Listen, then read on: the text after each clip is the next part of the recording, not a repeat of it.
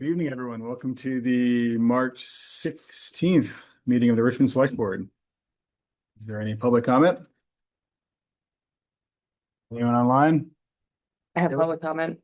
I just wanted to make a comment. I saw a lot of what was happening in South Burlington with the ice activity that was there, and heard a lot locally from folks. And I just wanted to call out that we have been talking to Chief Cohen about it and have been having conversations, and we'll continue to have conversations. He's away the first part of this week, so couldn't make it to this meeting, but we're going to plan on having him back at another meeting to continue talking about it and what we might do in such situations so that our police force is fully prepared. So just wanted to call that out. We're very aware. We're very much having conversations. Thank you. Thank you. Anything else? Any additions, deletions, or modifications to the agenda? Being none, we will move on to the agenda. First order of business is a reorganization of the select board after our nail-biting election. Congratulations for those of you who were elected. Yeah, I was surprised it's only for a year, though. I was expecting a 3-year term, and so I get to do it all again next March. Good times. Practice makes perfect, Greg. Here we go. I thought we had 2 and 3 year terms. Why is it a year? See, he's filling the line. Still finishing the end of Jay Furr's old term. That's right. We got to keep them staggered, even if it means making your life significantly harder. Well, at least I know I don't need to get 250 signature tonight. That's true. So traditionally, this changes every year, but as we've just alluded to, this isn't a normal year with Jay's departure and you stepping up to take the chair. I guess the first question is, would you be interested in continuing? I would do it for one more year, and then I will promptly pass chair and vice chair duties off to the next individual. And I guess the next question is anybody else itching to be chair? No, I'm still learning on the job here. I'm happy to. I would also add, Makes David, two of us, that Greg. there is at least something of a history of the vice chair moving into the chair. Ascending to chair. Mm. Yeah. So I'm not prepared for that yet. Well, you got a year, it sounds Maybe like. when Arch is 3. So Adam, first of all, I want to thank you for stepping up and taking the chair. You know, I know we kind of threw you a curveball and said, catch. But I think you've done a fantastic job and I would wholeheartedly support you. So having said that, I would like to nominate Adam Wood for the position of chair of the select board. I'll second that. This is an awkward one to call the vote, but go ahead. Call it to the vote. Bart, aye. Caitlin, I. Greg, I. David, I. Adam abstain. So sorry, I Adam. was tempted to vote no, but seems like it's not quite room for that amount of joking. So following up on my comments on chair, this ascension was rather abrupt. Caitlin, would you be interested in continuing to serve as vice chair? I would continue to serve as vice chair unless anyone else wanted to. And second question, Bard, Greg, either of you itching to be vice chair? No, let me get a year under my belt. Okay. So I would like to nominate Caitlin Filkins to be vice chair. I second that. Oh, Thanks, guys. Motion and go with Bard. It's a Go with little Bard. louder, I think. Second, calling it to order. No Vote. discussion. Sorry. Bart, aye. Caitlin, I'm staying. Greg, I. David, I. Adam, aye. We have reorganized Back to the same. the select board's leadership, and now we get to move on with the meeting like nothing happened. There's still a couple. We have more, we do have more appointments to make. So the next appointment we generally make is a select board secretary. Duncan has been serving in this capacity for 1 year now, 2 years? Few years. 2 years, right? When was he hired? About 4 years now, 4 maybe? years ago? Yeah. It was before my time, so. Mr. Chair, this is David. I move to appoint Duncan Wardwell as select board secretary. This is Caitlin, I'll second. All those in favor? Bart, aye. Caitlin, I. Greg, I. David, I. Next, what is it called? We don't nominate. What is it? Designate. Designate. Thank you. Our papers, or I guess Newspaper of paper record. record can be multiple. And so historically we've used Burlington Free Press, Times Inc., Williston Observer, and the 7 Days. So we could continue with that, or we could make an adjustment. So this is kind of a carryover from olden times. Statute dictates we need to have a newspaper of record. I used to read the Free Press every morning with my cup of coffee and do the crossword and read the obits and follow the local news. I haven't seen a Burlington Free Press in probably 10 years. But we do need to continue the tradition. So having said that, I would move to designate the Burlington Free Press, the Times Inc., the Williston Observer, and 7 Days as the official newspapers of record for Richmond. So Official Caitlin? newspapers of Richmond. This is Caitlin, I'll second. Just make a note, we often hear a lot of feedback that you should put more things on Front Porch Forum. We try to do that, but we can't use that as a paper of record, so to speak. The format, it has to be a daily published. Yeah. And since Front Porch Forum uses a rolling publishing date, I think it was explained sometimes, but there's some nuance there. And for whatever reason, statutorily, we can't use it as a formal means of communication. However, we can continue to communicate. These will just be what we use to satisfy the statute. Well, using these four, A, satisfies the statute, but B, also gets print media out to a wider selection than just one or two papers. That's why we have the four. It satisfies the statute and it also gets the information out to a broader But audience. just to be clear, we don't usually put ads in all four papers. So Right. if we're warning a hearing, our go-to has been 7 days. It's fairly well read. It's Yeah. actually one of the ones that's less expensive than the other three. Having the Times Inc. there when their publishing dates align, we can use them. Yeah. They're obviously very local, but they only publish once a month and they have some longer lead time.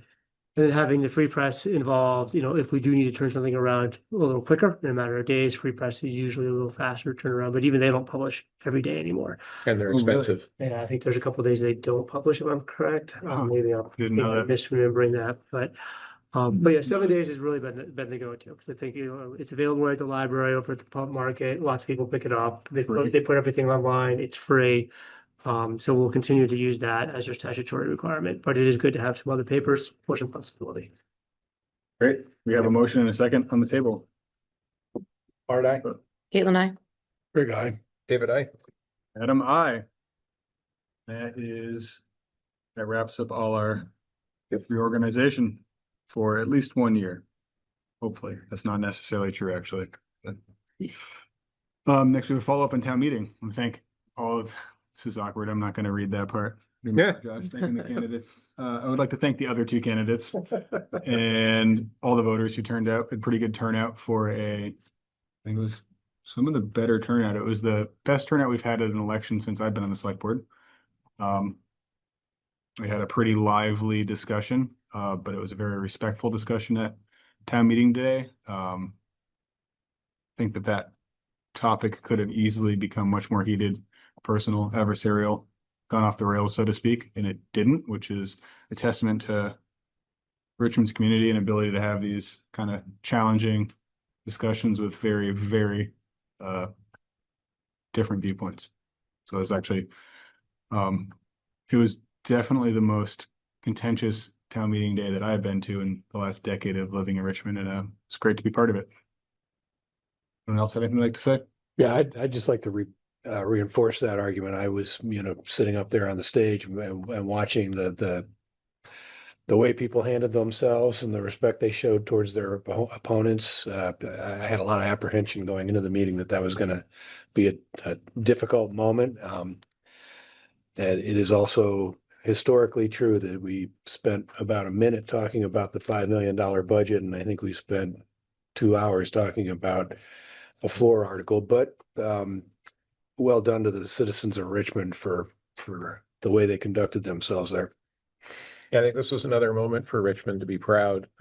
National temperature is very high, and even the town temperature is very high. And I was very impressed at how a community got together and did the town meeting function in such an organized, civil, respectful manner. I think I would add to echo everything that you're saying, but even maybe a little bit deeper too. I think we heard in this room beforehand a couple of times that people were nervous about what had happened in Burlington happening here, and there being, you know, some unhealthy conversation and debate. And at that time, I had said, you know, I trust Richmond and Richmond residents to have a respectful conversation. And folks showed up and they had a respectful and meaningful conversation. And I think it's been a year of Richmond really showing, and I hope others see this, other towns around us, other towns in Vermont and cities, how to do it. And I think that we are really setting the tone for how to talk to your neighbors and live in a community and have tough conversations and be okay that we don't all agree and understand that that's democracy. So I really appreciated that. And then additionally, there was one specific part that I just was so impressed with Scott coming together with Alexis and them having a conversation that was probably really difficult and finding a middle ground and listening to each other while still maintaining their boundaries. And I thought that that was just so impressive. So thank you to everyone and the great conversation, and especially to Scott and Alexis. Marshall, do you have something to say? Yeah, first, a protocol question. I'm not sure what the status of making a public comment or an article item or a public comment should have been all at the beginning. The meeting. Is it related to any agenda item? Yeah, this one. Then go for it. Yeah. Seems like this would be the appropriate time. Yes. Unless you would like me to tell you you can't do it, then we can gladly do that. Go ahead, Marshall. Thank you. I just, as a member of the Board of Civil Authority, I just wanted to speak to the process of the nuts and bolts of counting votes, setting up the room, the whole voting procedure. And from my view, I thought it went very well and very smoothly this year. Under Suzanne's new leadership and tutelage, we, at the end of the night, it's a long day, but we felt that she did a great job and we were very successful in the process of counting ballots.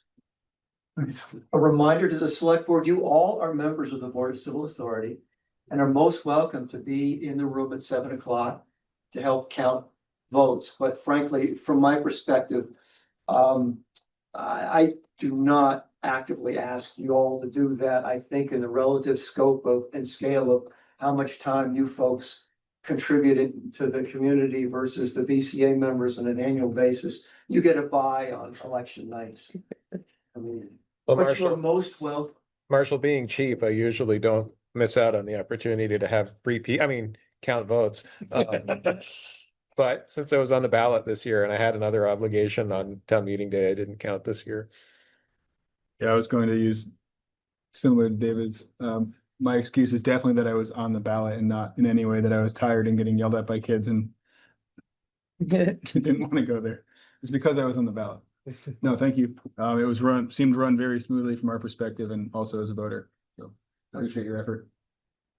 Suzanne did a great job. Yeah, and for her first election, I haven't heard of a single hiccup that was a result of the new town clerk. So There's a pretty steep learning curve there. yeah, Yeah, she worked hard. Yeah, she definitely put in some hours leading up to the vote. really. Oh, yeah, she would stay late many nights, making sure everything was kind of ready to go. I think That's it great. paid off. Well, it worked. Next, we have Josh, you only give us 1 minute to talk about this extremely important item. We are ahead of schedule, so We don't. have schedule. We have a reminder that we are always seeking volunteers for town boards and committees. There's a list on the town website. We would also take any or all qualified candidates for the position of Richmond Town Health Officer. Mhm. The health officer is less time now and is getting burnt out on it, so we'd gladly like to hand it over to someone. I'm the town health officer, so this is mildly self-serving, but do you have anything you want to add to I that? guess just that if you're thinking about getting on a committee for a term that starts in June, the deadline is April 8th for applications, and then they'll get reviewed. We usually send them to the home committee to have them review them, so the select board can have some feedback from them. And then on May 18th, the select board will make appointments for terms that will start in June 1st. So imagine I'm on the Water and Sewer Committee. Do I have to indicate that I want to continue in this position? Water and sewer is a little different. That deadline's a little later than April 8th. I don't have it right in front of me, but because of the annual meeting, there's, I think, 45 days after annual meeting to reappoint that board. So we set that date a little bit later.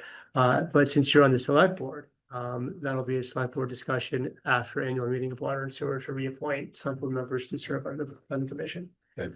But if anybody's interested in the 2 open seats, they could submit a letter later this April. I think the deadline's on the website, but you do have to be a customer of the water or sewer department, and that means you have to own property that is served by the water and or sewer department. Gotcha. Again, all these positions are, the list of all these positions is available on the town website. If you have any interest in serving, there's a wide range of ways to serve or volunteer. Next we have a public consider setting a public hearing for the FY26 capital plan. Oh no, sorry, I'm getting this mixed up with Right. the traffic ordinance. Yep. So we are going to have a public hearing on the FY26 capital plan. Here, that's Awesome. David, I move to open the public hearing to consider adoption of the fiscal year 27 capital plan. Caitlin, I'll second. All those in favor? Art and I. Caitlin, I. Greg, aye. David, I. Adam, I. Hearing is now open. Do you want to Yeah, present some stuff? give an overview. All right. So at this point, I think the select board and those who've been following along with the budget since October are pretty well familiar with the capital plan. Want to thank Connie for giving us our structure of the capital plan. She really put this together over the last 4 or 5 years and has been very instrumental in continuing to update it. It's constantly in need of updates. We keep it updated throughout the year so that when we get to budget time and this time of year, it's easy to go through. I think one of the main changes in the capital plan over the last 4 or 5 years is to get away from having debt service and get more towards paying for larger pieces of equipment with cash. And that's in large part to avoid interest fees that we realize we're paying a significant amount of interest over the last 10 or so years with loans. So capital plan becomes all that much more important when we think about how much money needs to go into reserve funds to plan for those purchases. Each of these reserve funds that's in the capital plan does have a specific purpose, and the capital plan helps us figure out exactly what year those are going to be expended in. Since we posted this a few weeks ago for this hearing, we did have a couple of changes. We had some purchases from the highway department that are going to come in slightly different fiscal years, just based on timing. Some of them got bumped out, some of them got bumped up, based on Pete and what he needed for the department. So figured even though things change like almost monthly on the capital plan with some actual prices of things, let's just get that into the final one that's approved here by the select board this evening. So I'll review those. They're all here on the highway capital reserve on page, I think it's 24. And there's also a summary page earlier in the narrative section. But what we did on this was took dump truck number 2, we adjusted the cost to match the actual cost since we have that right now. Dump truck number 4 had been split between FY26 and 27, but it now looks like that truck will not come in until FY27. So we'll put that all in 27, including the plow package and dump body, which will definitely be later in FY27. Pickup truck number 5, we moved from 26 to 27, and the cost was updated to match the actual cost.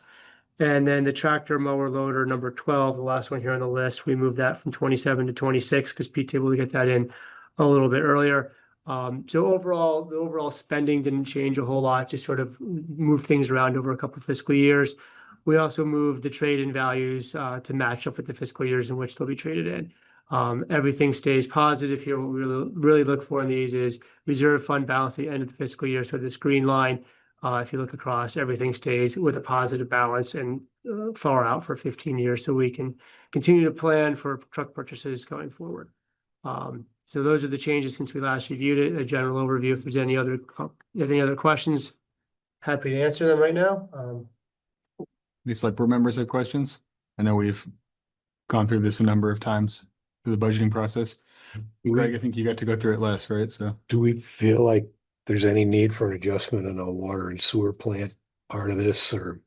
So water and sewer plant is not part. This is just Okay. the town side of it, without Okay. water sewer stuff. So Okay. that'll be a separate conversation and no doubt complicated. any public questions or comments? Being none, entertain a motion to end the public hearing. This is Caitlin. I move to close the public hearing to consider adoption of the FY27 capital plan That's it. This is David, I'll second. All those in favor? Bar and I. Caitlin, I. Greg, I. David, I. Adam, I. Now we could make a motion That's to the adopt next the capital plan. Mr. Chair, this is David. I move to adopt the fiscal year 27 capital plan as presented. Is Bart, I'll second. Motion and a second. All those in favor? Bart, I. Caitlin, I. Greg, I. David, I. Adam, I. Trying to keep track of all the names, sorry. Next we have another appointment. Consideration of appointment of a delinquent tax collector. Lori Brisbane has been serving in this role since 2011. Mhm. Looks like. Would you like to consider? Okay. So your name is here and you are here, so we assume so. We would like to confirm before we. Like to fill this position, yes. Mr. Chair, this is David. I move to appoint Laurie Brisbane to the position of the delinquent tax collector. This is Caitlin, I'll second. All those in favor? Bart, I. Caitlin, I. Greg, I. David, I. Adam, I. Congratulations and thank you. Thank you. Thank you. Next, we have consideration of approving a request to use town center campus, to use the town center campus for Radiate Art Crawl on Sunday, September 27th. This year, 2026. I'm here just to Yeah. answer questions, but Um, we would be doing it just pretty much, I'm Judy Bush, okay, sorry. And it would be much the same as the last 2 years. We used the parking lot and I guess I didn't bring what I wrote before, so I guess answer any questions that you have. sure. Any select board members have questions? Is anyone able to attend last year? It's a great event. Yeah. It really enriches the town and I greatly appreciate the people who helped put it together. Yeah. You'll continue to have food. We'll have, I think, several food trucks. I mean, that's why I'm here right now is we can't really tell anyone until we can say the date for sure. So we have to say the date for sure. We have people saying, want to sign up, but we can't do it till we have the date for sure. Awesome. But quality of the art has been outstanding, I think. Oh, yes. My family, we've gone 2 years in a row now and everyone's had a great time. There's been something for everyone, which is great. Yep. Everyone from 4 to 40 has had a great time. It's a wonderful event. Thank you for putting it on. This is Caitlin. I move to approve the use of the town center campus for the art crawl on Sunday, September 27th, 2026. This is Greg. We all want a second. That one to Greg. All right, thank you. We have a motion and a second. All those in favor? Bart, I. Caitlin, I. Greg, I. David, I. Adam, I. Thank you. Very much. Thank you. Thank you. Thank you, Judy. It's time to get his signs approved, but we weren't ready for it. Sounds great. Thanks, Judy. Thank you. Next we have consideration of approval of an access permit for proposed subdivision at 593 Williams Hill. The application number would be AC 2026-001. Yes, this is for a subdivision. This needs additional access. Pete went out there, measured the sight lines on this and the distance to the nearest road. Everything is within the standard regulations, so he's approved it. So it's really just a chance for the board to give the final approval or ask any questions. And I don't know if we have anybody from the applicant here. Okay. No, these are generally Yeah. pretty, I wouldn't say rubber stamping, but we delegate a lot of the actual checking to Pete. And if he is happy with the site distances and the proposed installation, then we generally take his word that it's worthy of approval. Mr. Chair, this is David. I move to approve access permit number AC 2026-001 for an access at 593 Williams Hill Road. This is Greg, I second. We have a motion and a second. All those in favor? Bart, I. Caitlin, I. Greg, aye. David, I. Adam, I. And again, this isn't whether we think that's a great idea or not. This is just a check in a box for the procedure of how you get an access permit, and we are at that stage. I lost my spot. I stopped crossing the items. H. Next, we have consideration of approving a request to close the following roads on Saturday, July 25th, 2026 for the Round Church Women's Run. we would close Far Road, Thompson Road, and the eastbound lane of Cochrane Road from 7:25 a.m. to 9:15 a.m. I'm Jasmine, we were representing that, subsection of that meeting. We're co-race directors and we're hoping that on Saturday, July 25th, the select board will be willing to, approve us to hold our 5K, 10K annual road race that we do, annually here. It helps to benefit both Girls on the Run Vermont and, it also benefits just the general public and women, and so we're hoping you might consider that.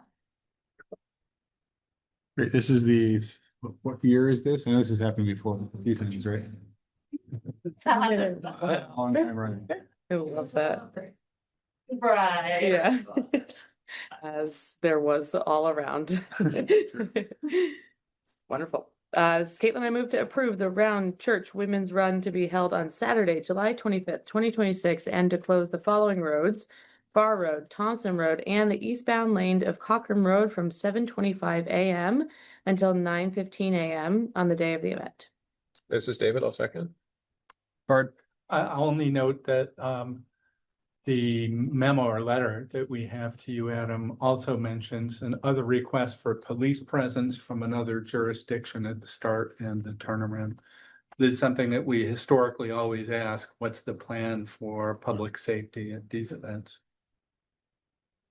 Last year, we used Chittenden County Sheriff. We were able to reach out to them. I will say we did have just one sheriff, one person at the, and it was at the start finish, not at the turn. Did they expect to get paid in any way? Is this? Yeah. Okay. Did get compensated for their time, yeah.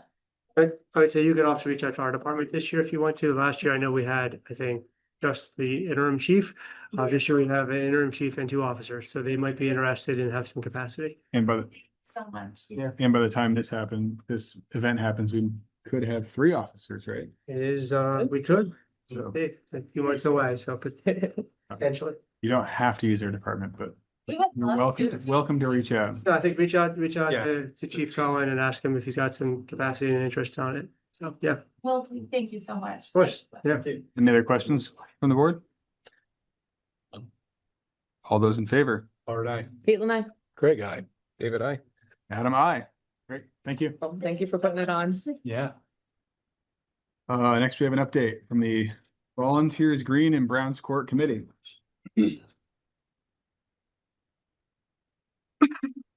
Excuse me.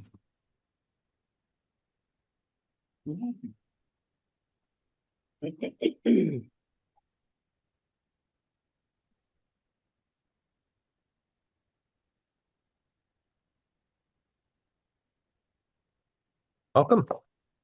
Welcome.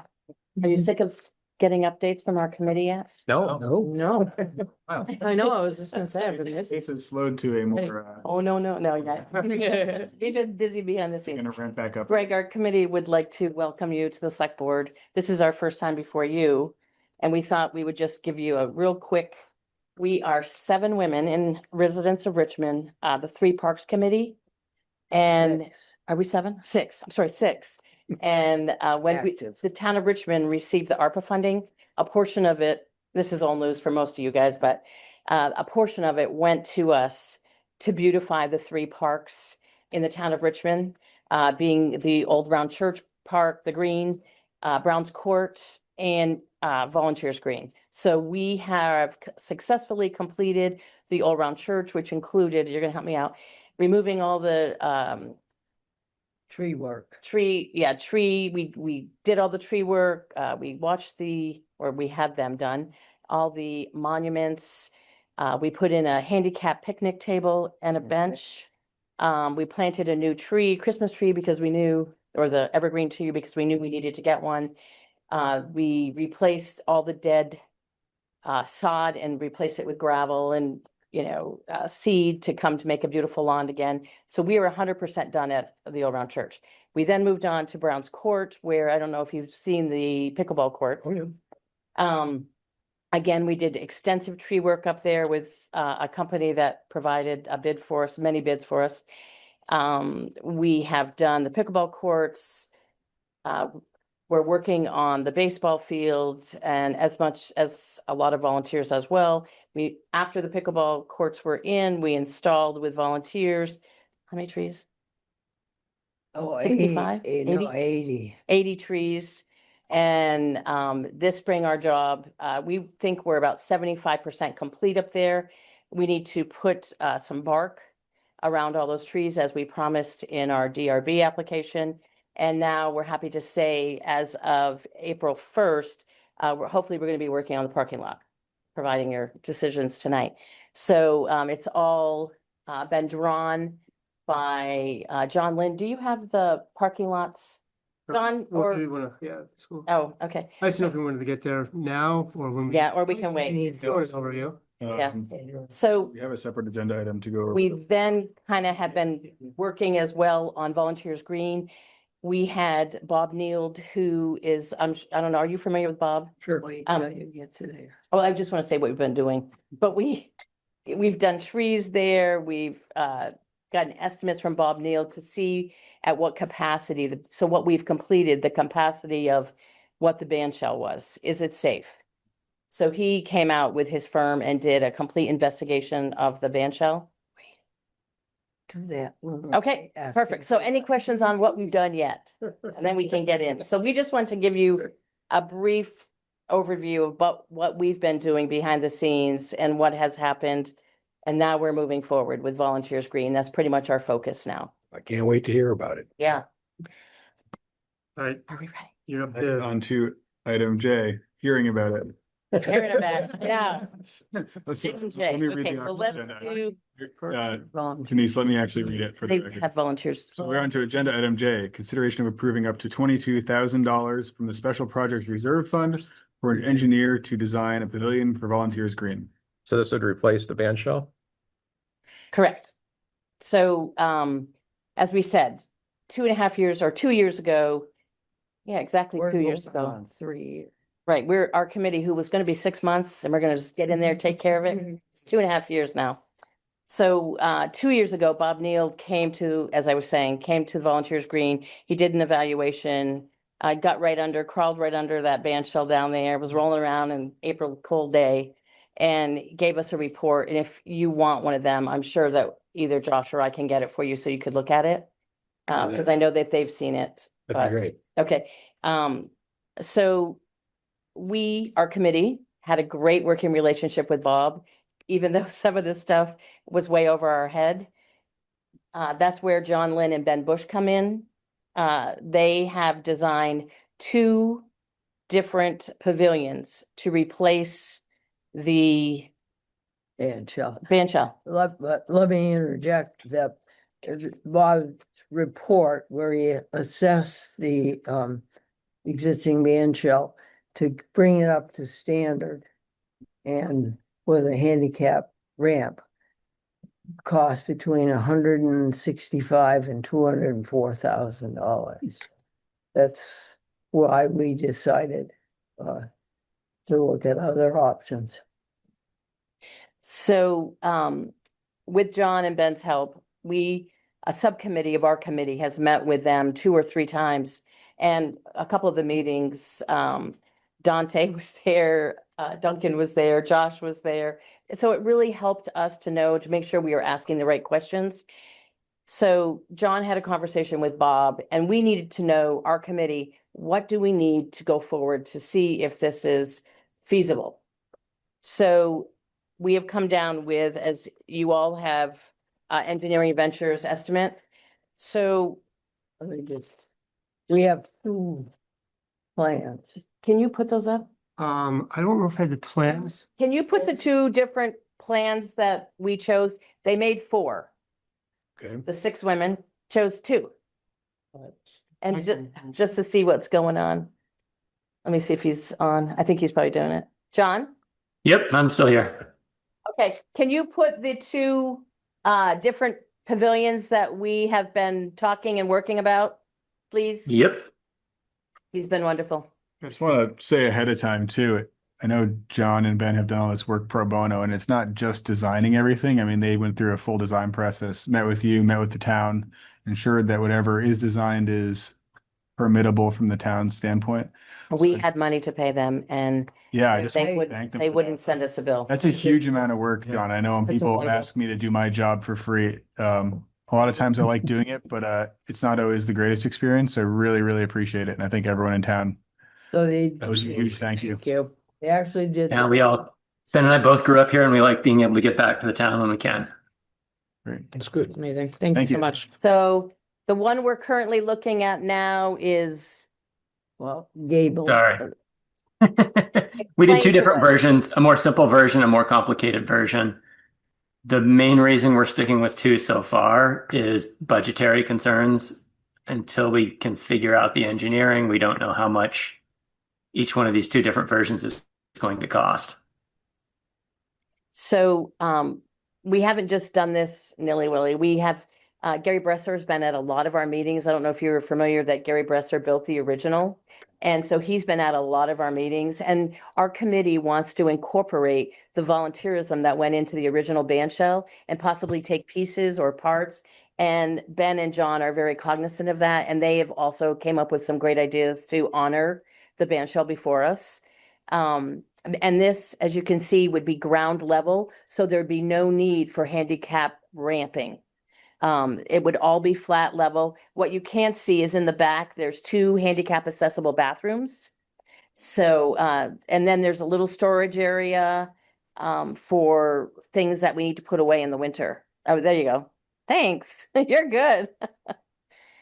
So those are the two designs we've come up with. So going back, we had no idea how to get to a price. They've been wonderful to do what they've done, but now we need more expertise. You may know, Greg, that Bob Niels is like an expert in Vermont and New England as a flood, dealing with flood areas. Yes. And so we felt really comfortable with him, and he knows what we're looking at. So he sent us a proposal, and we are asking that of the money that you approved 2.5 years ago, we'd like to use the first three fee proposals: the schematic design for the two options, the final design for the chosen option, and the floodplain consulting. And we would like to, and some, as you can see, is going to be billed hourly, but we would like, okay, John, can you unshare? Can you flip back and forth between these quickly? Or, John, can you flip back? Never mind. Oh, wait a minute. Wait. No, it's okay. I was just curious. I hadn't seen the, Oh, did you I wanna didn't, go back I to looked the- through at work and was quickly I was gonna look later, and I never did at the drawings. So. Here's the, here's a book. There it is. So we are asking today just to, even though you've already approved the total funds, we'd like to just make sure you guys are okay with us going along with the first three items. Engineering Ventures is booking out about 3 to 4 weeks. We're in the queue, but we can drop out of the queue if we need to. He seemed very excited. Bob Neal seemed very excited to do the project. And John and Ben both have wonderful things to say about him, as well as Jeannie Morrissey, who we spoke to, as well as John Johnston of Breadloaf. They all say, you got the right guy. So that made us feel good. So with your approval, any questions? Because John's here for our technical assistance. I really have a procedural question, and this is just because it's come up before in other examples about procurement and how we adhere to our procurement policy and So contract. we do have a carve out in our purchasing policy for professional services like engineering and architecture. Admittedly, it needs to be updated. We're supposed to every 3 years go out for a request for qualifications and then choose off of that list when we have projects to come up. We're a bit outdated on that at this point. But I think there is some wiggle room on engineering because this project did not go out to bid. But we have got a lot of good recommendations from John. This is a good price, but it's a fair question as far as procurement goes. Well, I think that all makes sense. I think it's also a necessary question, just given our role, the fiduciary interests of the town. I think we should always pay attention to both the money and the process. So thanks for that clarity. We totally understand that once a design is chosen, that we definitely will have to go out to bid like we did on the pickleball courts. Right. And then keeping in mind as well that we've already paid Engineering Ventures money previously for the inspection of there, so he knows what he's working with and what, maybe not exactly 100% the soil, but he knows what he's working since he was crawling under there and looking around, and he had some other people from his office out to join him. We had met initially with him. He came back with some of his people again and went back over the project. So In order for us as a committee, we have no knowledge going forward now. You know, once you have, John and Ben did the nice designs, but then they don't have the ability to go forward as to really what do you need to do their design. And so we have no clue, and our committee is not, doesn't have that expertise. So this is the next step in moving forward on this. In a long process, because it turns out. and very long. And it's a ways to go. Yeah, and one other thing too, that might be good for you to know since we're kind of trying to fill you in on that quick. Chris Haggerty from Button Associates also has done topographical mapping that the town has paid for when the flooding happened. So all that has already been previously done as well. Right. So there's a lot of moving pieces that have been completed. Well, we all know the green is subject to periodic inundation. Flood resilient construction is a must here, and it's good to put it forefront in your thinking.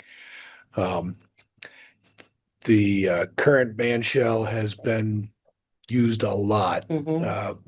Not just the Richmond Town Band, which provides concerts there all summer long, but the rotating cast of characters show up at the farmers market, and some of you may remember movie nights when the video place used to throw movie nights. In some ways, I'm nostalgic for the old one, which I think Gary built for the bicentennial, if I'm not mistaken, which would have been 1976. Yeah, it was about then. But you know, it's also cognizant of that makes it 50 years old. Open timber structure is likely to. So no, I applaud all of you for the effort you've put into it. Certainly support the idea of maintaining the viability of a facility there. And you know, I think the other thing is that there are some people who are doing some fairly major timbering here in town. Maybe we can get some of the lumber donated. Right. And reach out to our citizens, our larger landholders who are tree farming. The trees that need to come down. Happily donated. Other thing to note too, the pavilion. Williston last year built a new pavilion. This year, Heinsberg is building a new pavilion, and here we are looking at a new pavilion. So I contacted Williston, Fran contacted Heinsberg to see what they have gone through. But it's just interesting that the two towns surrounding us have also come up with new pavilions. But we really need new bathrooms at that. We do. volunteer We green. do. Yeah. Something that is handicap accessible. Someone who has potty trained 2 children in that area, we certainly need 2 bathrooms there. I'll just remind for those of you who weren't here in the past when the floods, how much money have we put into repairing No, those bathrooms that are down there? Did you bring that? I mean, it was 20,000 a pop? about 15, yeah, exactly. about And that. a couple of times. Yeah. So I would just observe that that illustrates the benefit of moving the bathrooms and making them accessible at different locations. Anyway, so thanks for your long and ongoing work on this. And remind me, the playground Would So- move up. would move up with it, right? Or so This is- in the playground, one of these drawings shows more of a layout of the whole thing. Yep. So the playground would move, it would be a brand new playground, that would move up. And the bathroom down by the ball field would have to be demolished. Gotcha. So And the, there'd be a fence around the top of the pavilion. There'd be a really, like maybe something like the cemetery over here, but there'd be a really nice fence where children would be safe. because then they'd both kind of be up on They the would hill, both right? be Okay, up. Thank you. I'm just reminding myself. with the slope going down to the river, hence the fence, right? Right, and the road, Right next to the road. which we talked about, yeah, For the, safety of the kids. thank you. So if we're ready, this part, I'd like to move it Actually, to, before, can I just Yeah. ask a question? Because Yeah. Mhm. just want to make sure we're keeping track of the funding correctly. So in the special projects reserve fund, we have about $795,000. A couple of years ago, the select board did earmark $550,000 from that fund to go towards the parks. But there have been certain things you didn't take out of that 550. So I think engineering was one of them a couple of years ago in the survey. You took that out of the general fund. It seems like when we get to construction, it's definitely coming out of the 550. But I wanted to get some clarification from the board in your motion tonight. Do you want this to come out of the 550 or you want it to come out of the fund without affecting the 550? And the amount that's left in that 550 is 426,000 because we've already put some money towards pickleball courts. My hunch is that because this is much more specific to one So if very you, specific construction, that we take it out of the 550, and then if that needs to be reevaluated at a later date, we always have the option to move to add to that earmark, right? Right, I mean, because there's 369,000 that's uncommitted, that's not spent and not earmarked towards the park. So there is a lot of funds still left in this that could go either way. we have a margin of error, and I think it would seem to me to go down the same path, to call it part of the 550, and if we run out of money to deal with it, either the remainder within that fund or other source of funds when we get there. This is just me. This is not the committee asking this question. This is just me. Would you be willing to possibly split the difference where you would pay the 5,000 flood? Because that's knowledge you're gonna need eventually anyway. Just a question. And that's just me. That's not the committee.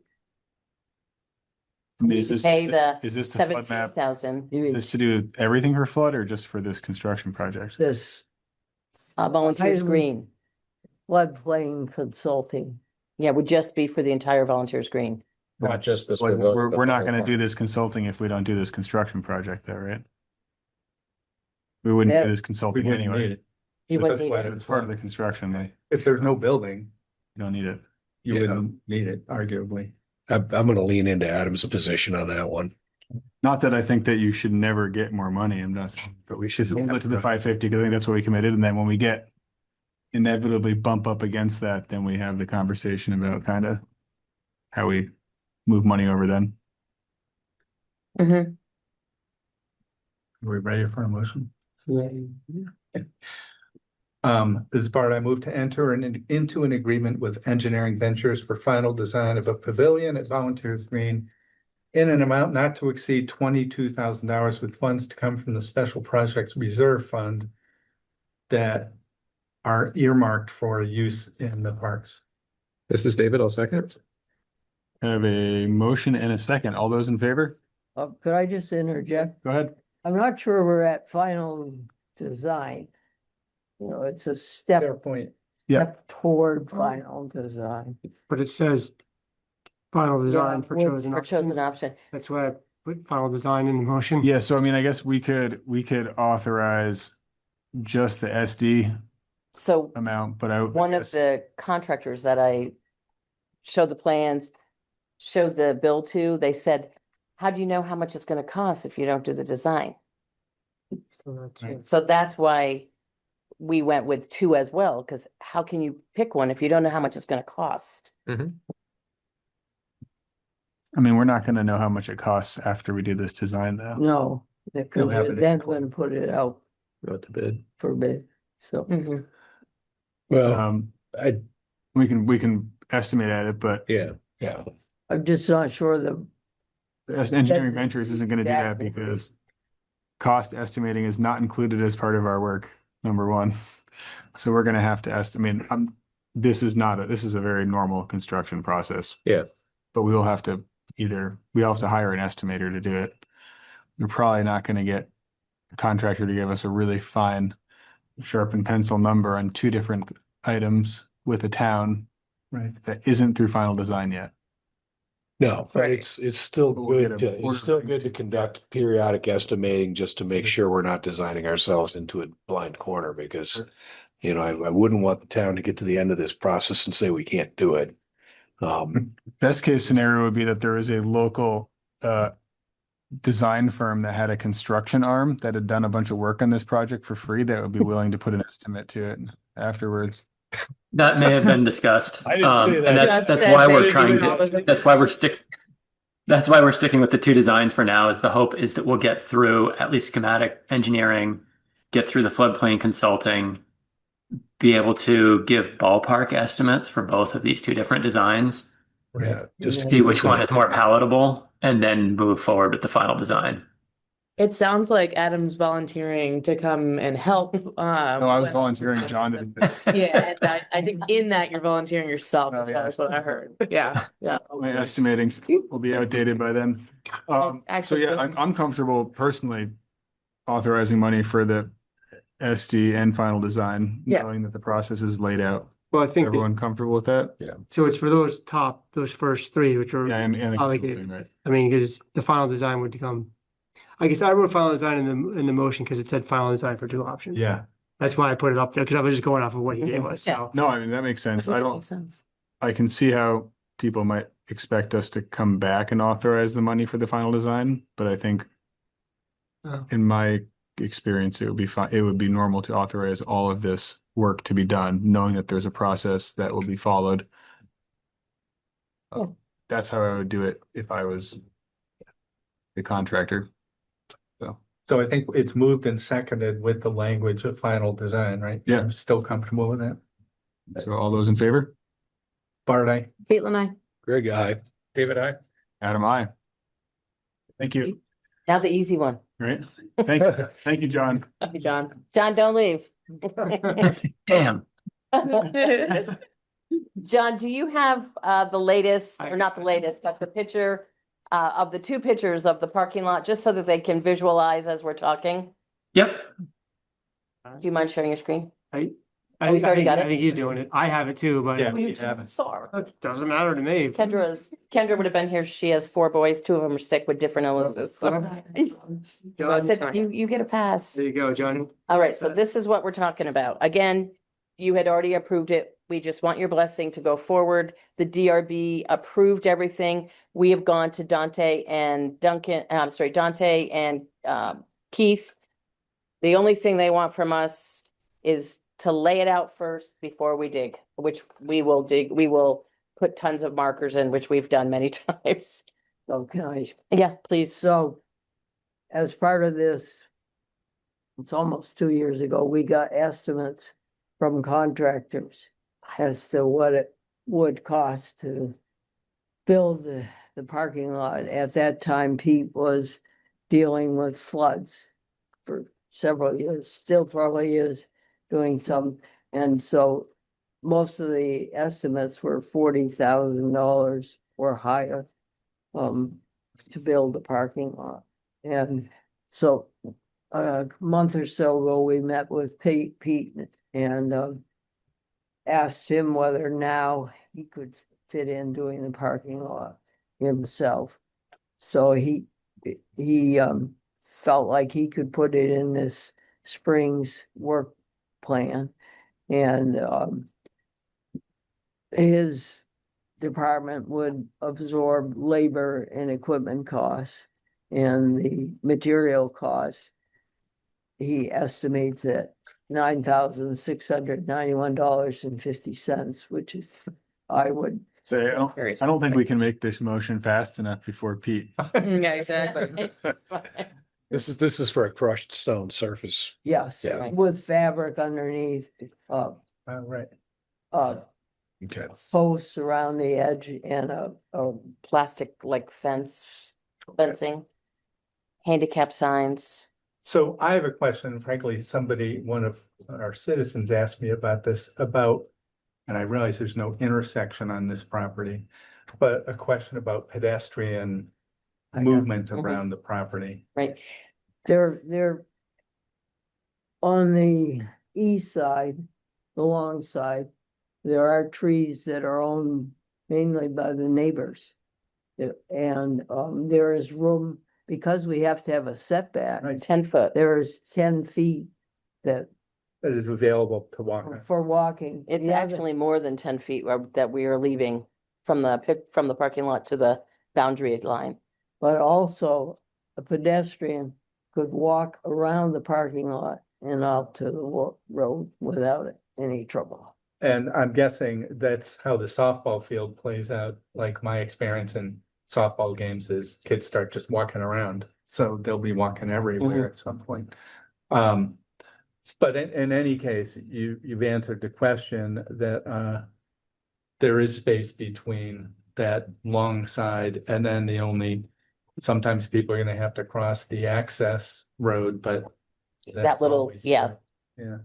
Yeah. So something that you also probably are aware of, but we had kind of promised that we were going to leave as many trees up on the boundary line as possible for noise mitigation because of the pickleball courts. That very first lot, John, can you go back to the line where it shows property line? Was it? Yeah, like right there. So that is the former Murray house.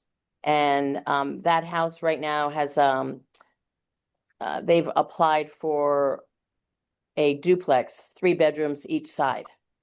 And their intent is to cut every single tree down on the because it's on their property. And Keith goes, and they have every right to. I'm like, okay, just checking.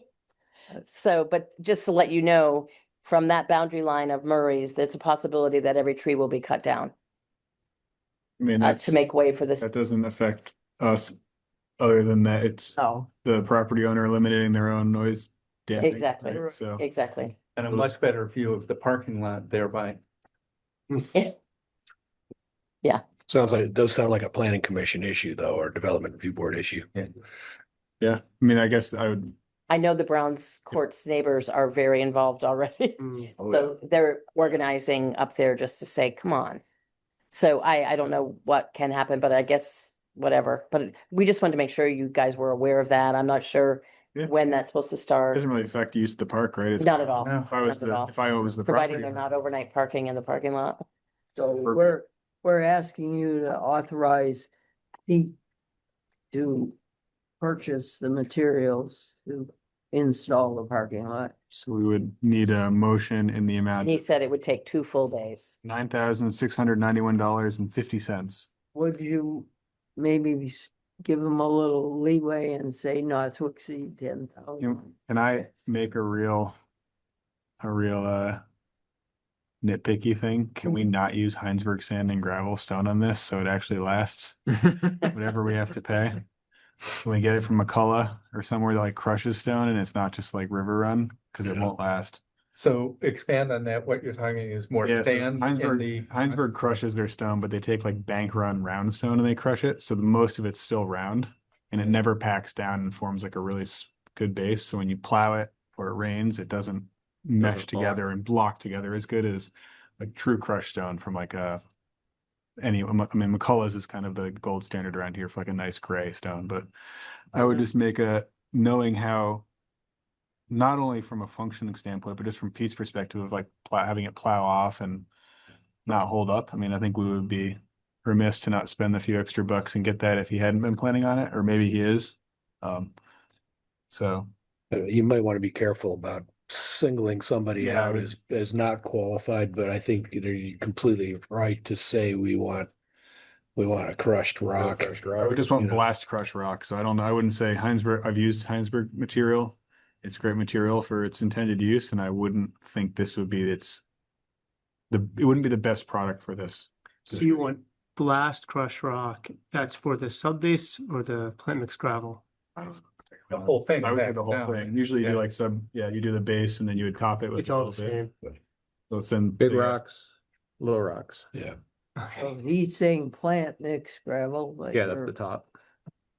Yeah, but you want it black. There's 2 crushed rock. different kinds. Yeah, I mean, there's a bunch of options. We should just confirm with Pete. We should The sub base and the plant budget. mix. I think we had originally budgeted 42,000 or something for this, right? So That was the original estimate, so I we think talked about, so we could easily allocate not to exceed $12,000 for Pete, and we would still be getting a deal, and we would give him some wiggle room to okay. maybe need more material once he gets into it, or Yeah.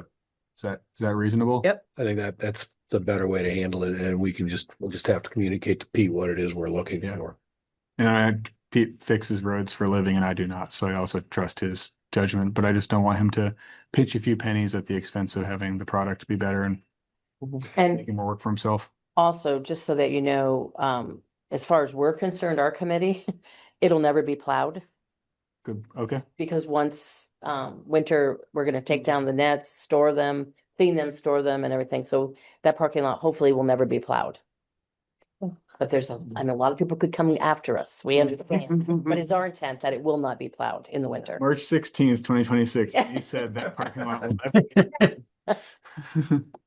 Mayor, this is David. I move to approve the use of up to 9,690. Wait, 12,000, not to exceed 12,000.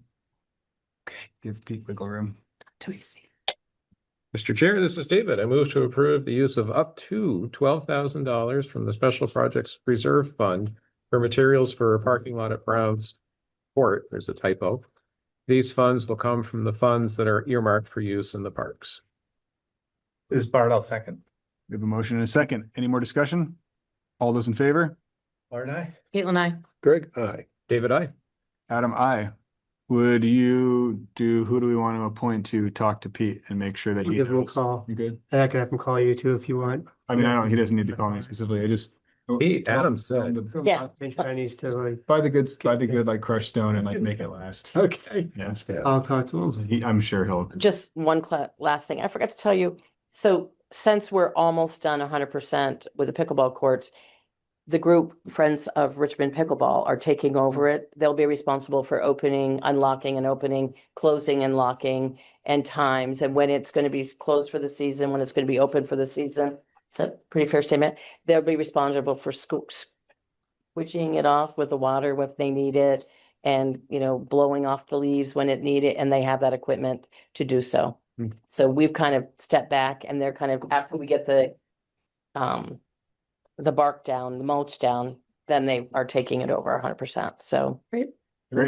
The courts Oh. will not be locked at night. Like last year, we had volunteers locking them at night and opening them in the morning, but the plan is see how it goes. And we are going to have a grand opening of the pickleball courts, which you will all get an invitation, just so everybody knows, little public. Any other questions for our committee since we're here? I just had one thought. I don't know if you may have talked this already, but thinking about the entranceway into the parking lot John, can you pull that back up for us? and thinking Yeah, that, for it won't be plowed. Do you anticipate like blocking that road off? And I'm informed here by what I see us do at the Volunteer Green Road, where we literally, it's pretty clear you're not supposed to drive a car there. Now, part of it's because it's plowed, we plow snow to make it, Mhm. but there are other ways of blocking ingress. So I just pose that as something, if you haven't thought about it, if it's a good idea or a bad idea, I don't know, but it might reduce vehicles just going in there, which sometimes happens. The lower soccer field or the farther soccer field down at Volunteer Green. I can't tell you how many times I've seen somebody spin out a car down there and it makes ruts in a soccer field, which is not ideal. Mhm. We haven't actually talked about closing it off. You don't need to answer it. Yeah, no, that's a Always good thought though. But we have met with the parking committee like 3 times on this project and they've been incredibly helpful. And we will have handicap spots. So, and we will have actual signage. No overnight parking, no camping. So pretty exciting. Thank you for your years of work. 2.5. Been a long Thank 6 months. It's been a long 6 months. Thank you. Thank you Thank for you everything so you're doing. thank you. Next, we have consideration of making an appointment to the Conservation Commission. Trevian Stanger has applied for appointment to a vacant seat on the Conservation Commission. The Conservation Commission reviewed this application and they endorsed his application to come to the select board. So they are in favor of his appointment. His application was in the packet. Yeah, Are you with us this evening? he seems eminently qualified. I mean, he's teaching at St. Michael's, right? And has experience with this kind of work. So I was impressed by the resume for this position.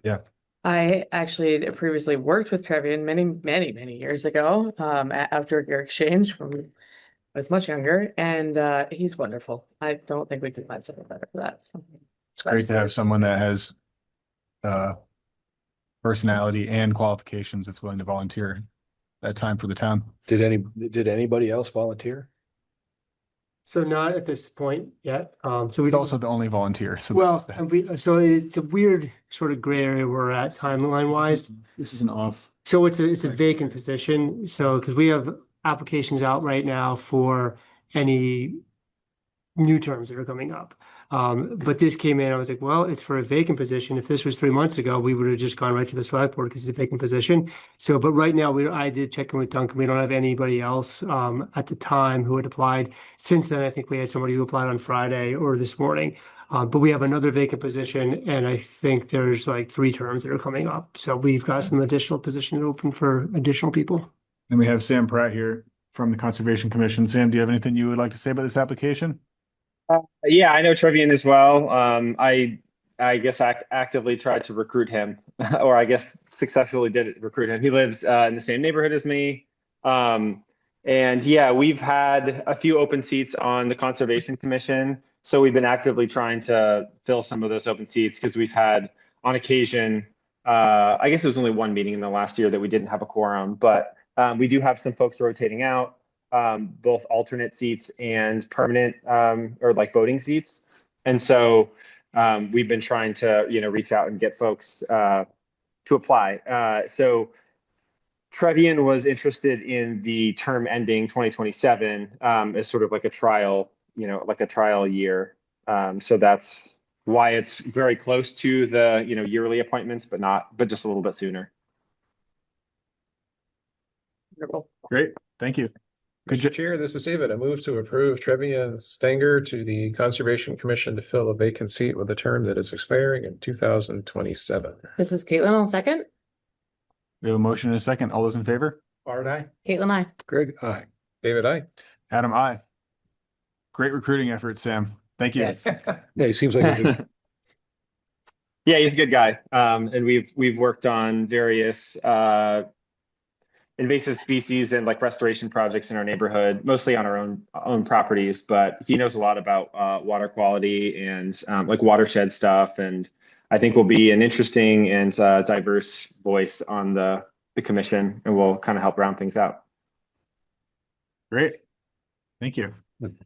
Next, we have consideration of approving a request to use $115 from the Conservation Reserve Fund to cover the cost of equipment for the Save Our Salamanders Network project. So I can speak to that one as well if you'd like. That would be great. Thank you. Okay, so yeah, this one, so RCC has basically requested funding a few years in the past, and this is the third year that we are leading the charge on the Richmond Save Our Salamanders network project in town. There are a number of amphibian crossings in town where we have a lot of traffic along Cochrane Road and Route 2. In the spring, there are thousands of amphibians that are crossing for breeding, and they basically go from like upland forests to the breeding pools and then back.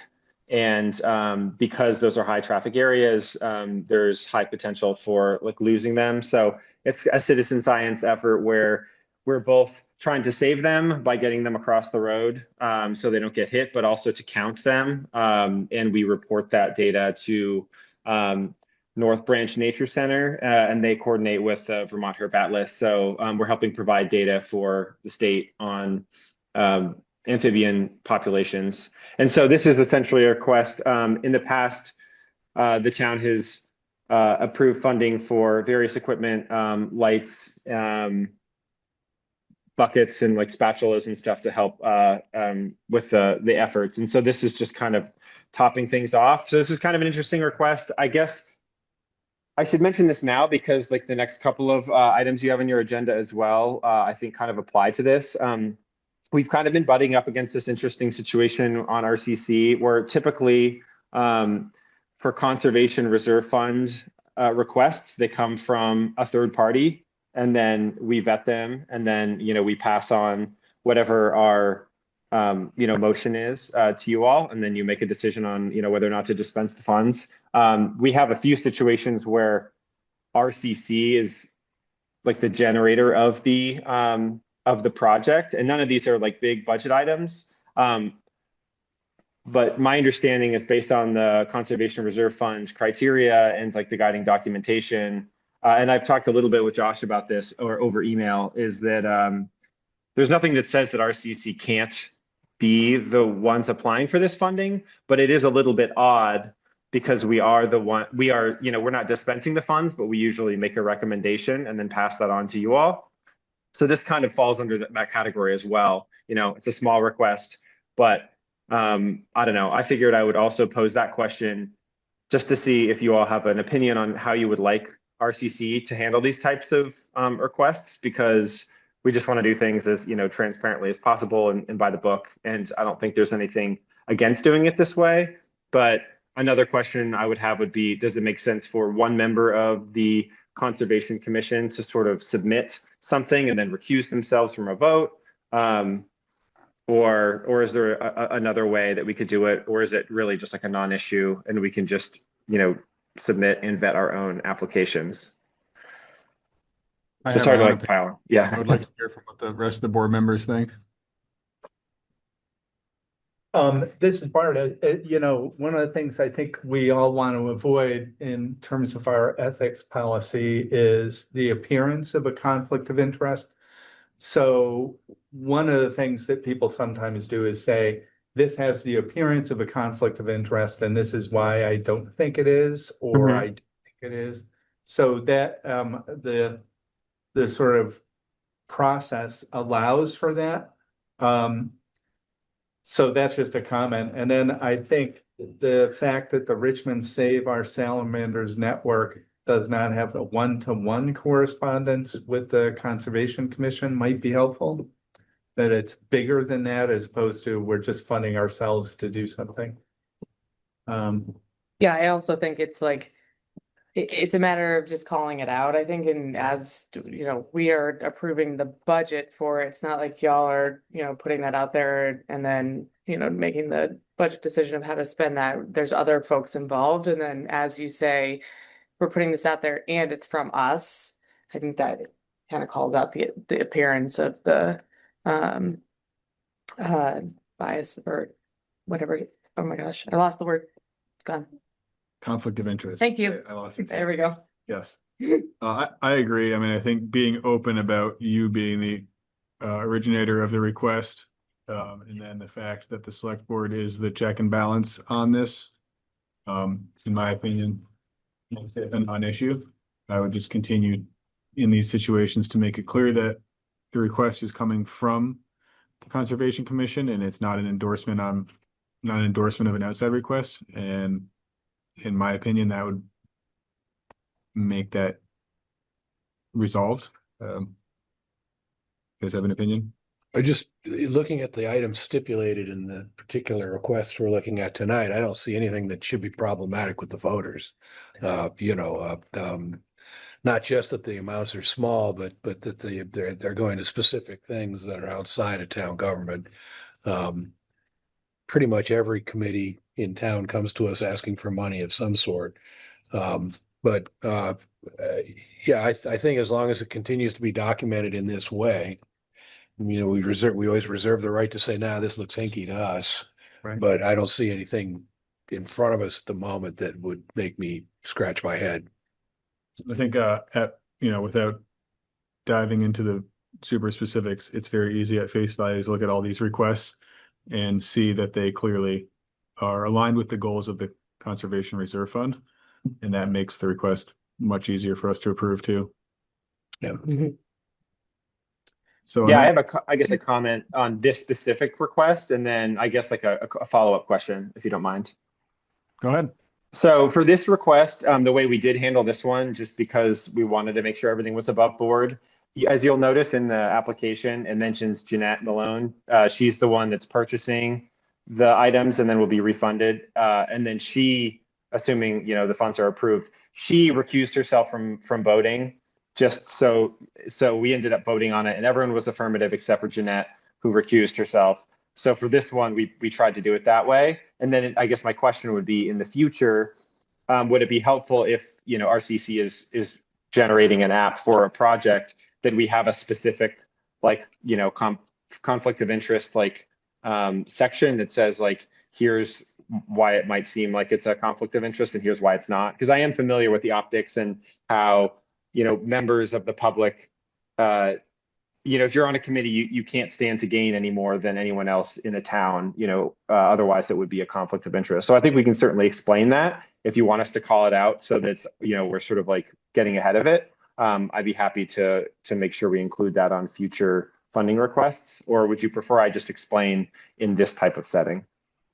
I would personally, I think, making a note of it in the request, that the Conservation Commission is the requester and how the funds will be used, and that you're going to use it fully for the purpose of the request and not to enrich any individual member would be satisfactory. But I guess Certainly a lot less problematic if you come to us, ask for the funds, and then go spend them. In your particular example you cite, where she spent the money in hopes of getting paid back, I think she did the right thing by recusing herself. And that's a decision that ought to come from the individuals.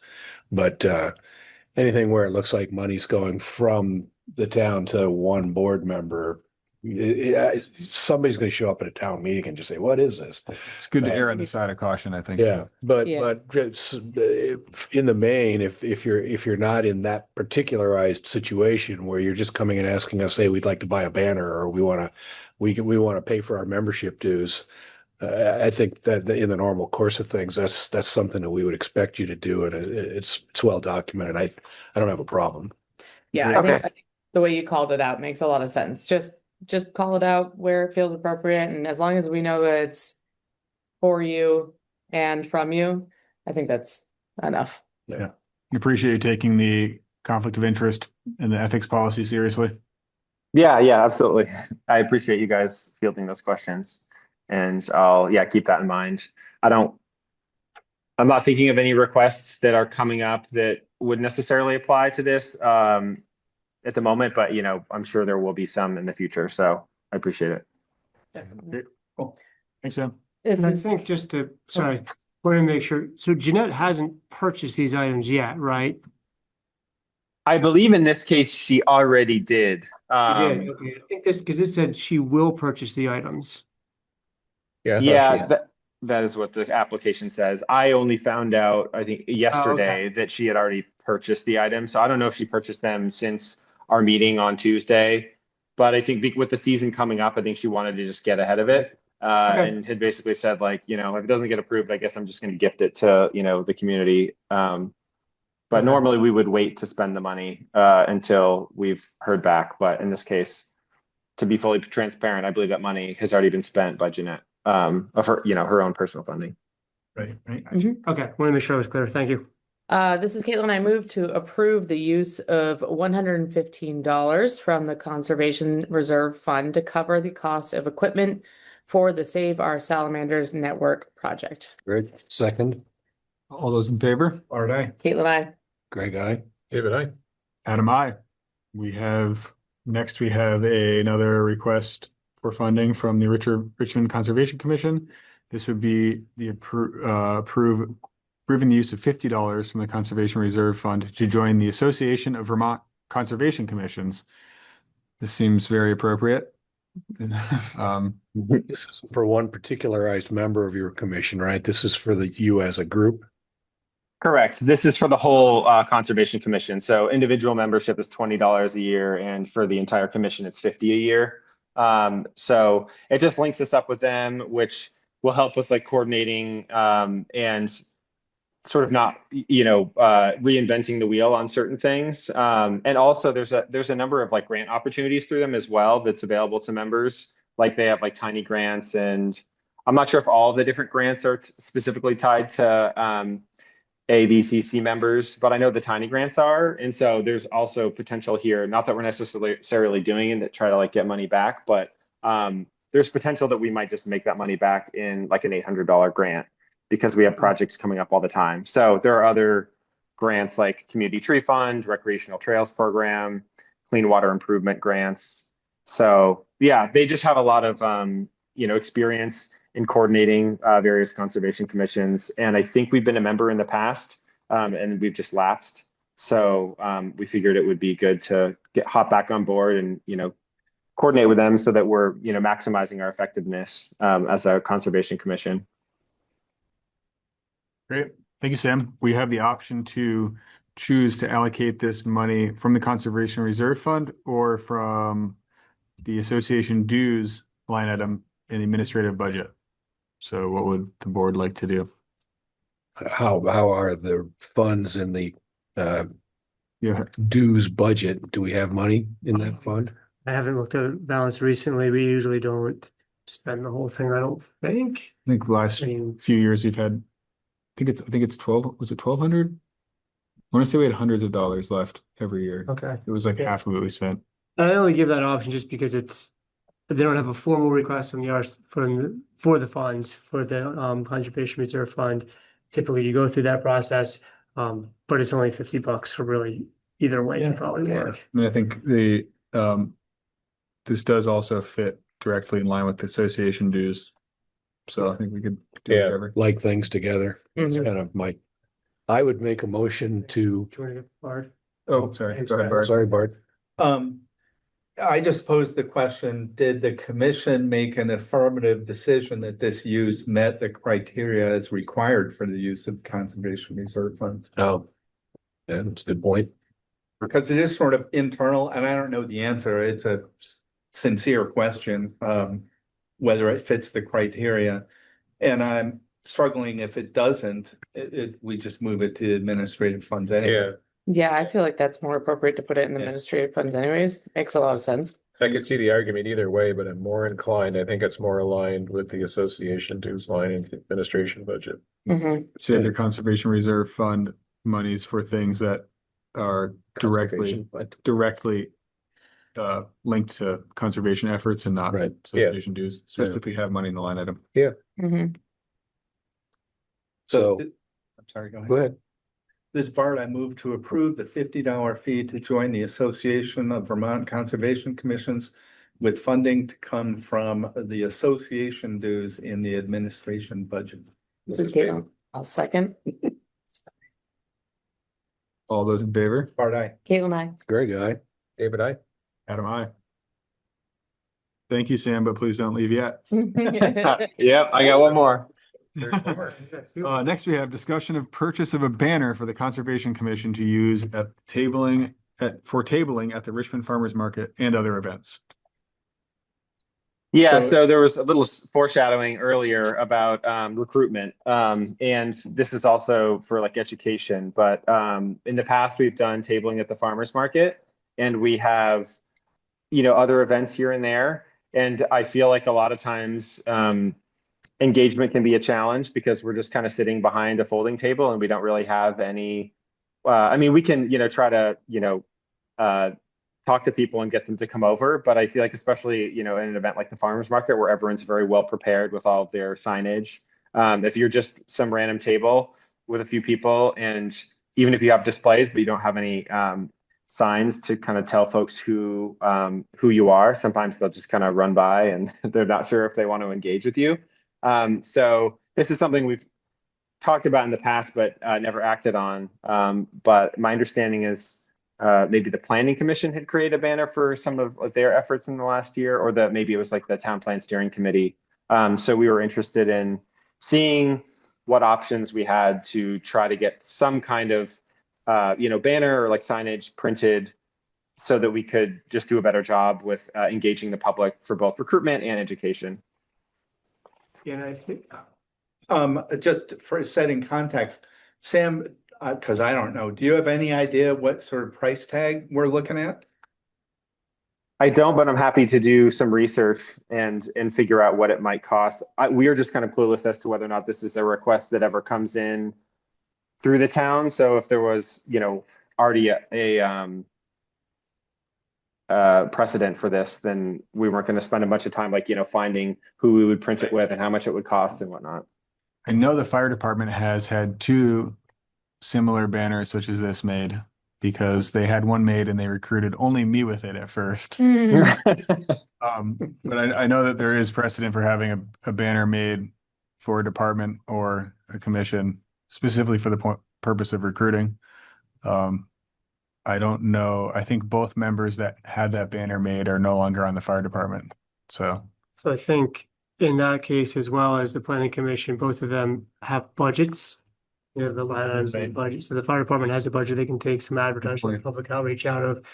And the planning commission has a whole department, so they've got advertising and some money specifically for the town plan.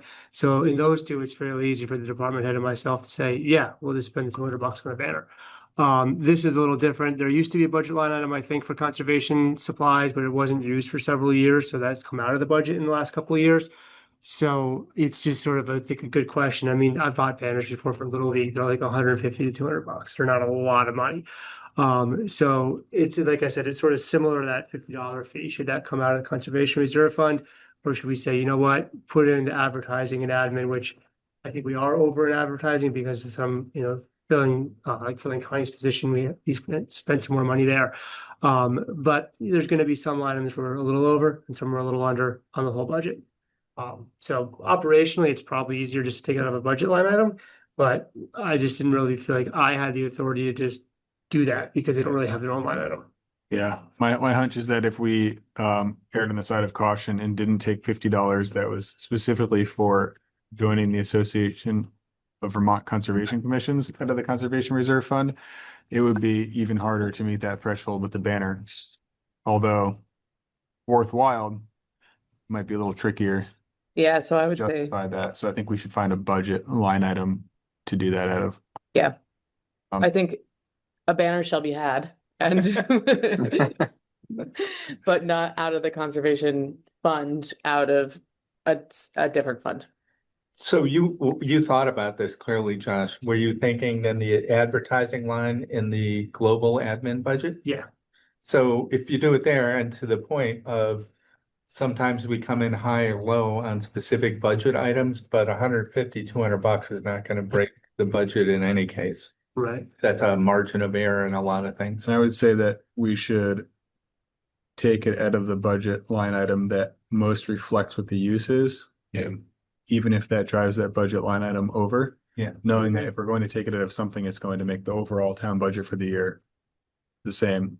Right. We want to accurately represent what the What the spend was. is for. Does that make sense? Yes. Yeah, I guess I would also add that this is something we ought to make available to other boards and commissions, and that would probably be well suited to promulgate some kind of standard.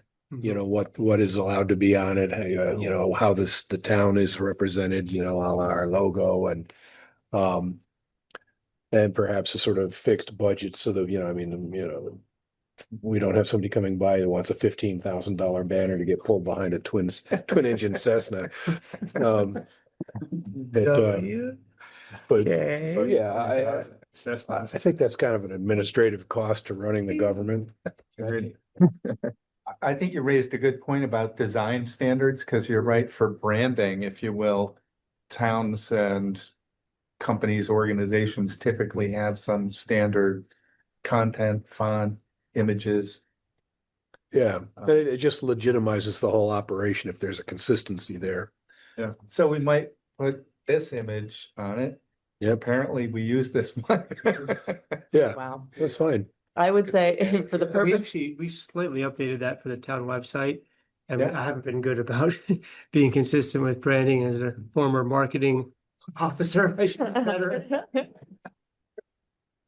I would say for the purpose of moving forward that we will make some budget. We're estimating around 150 to 200 in our discussion. So as you're going through conversations, That's probably like what we're expecting when you come back for the budget approval.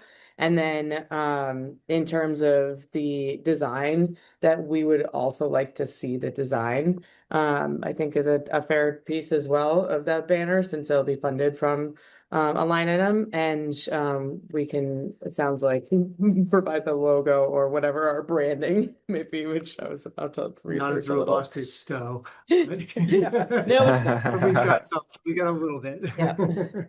Giant. So I want can a coordinate with motion Josh on or- that.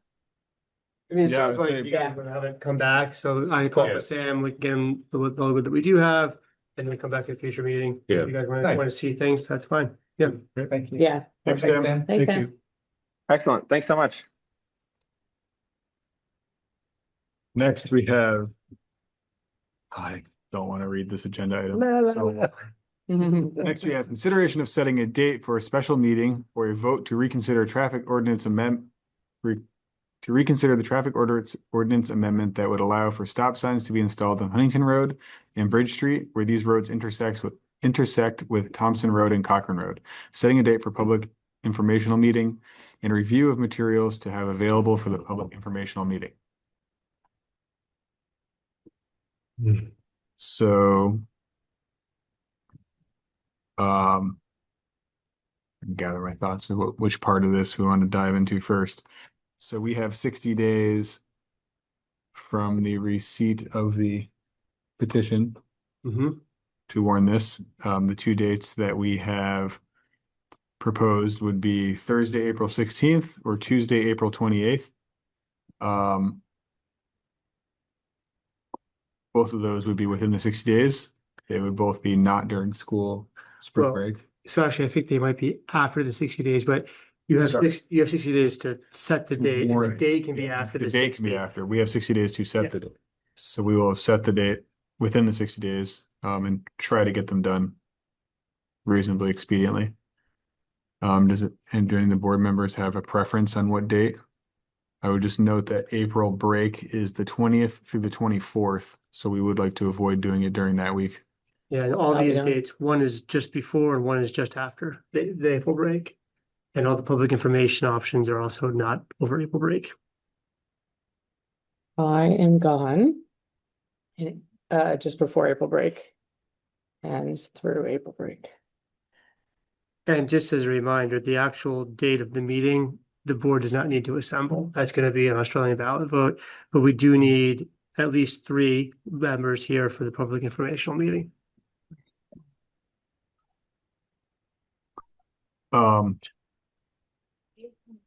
Just trying to see if there's any constraints on my end. 30th, 1st, 14th.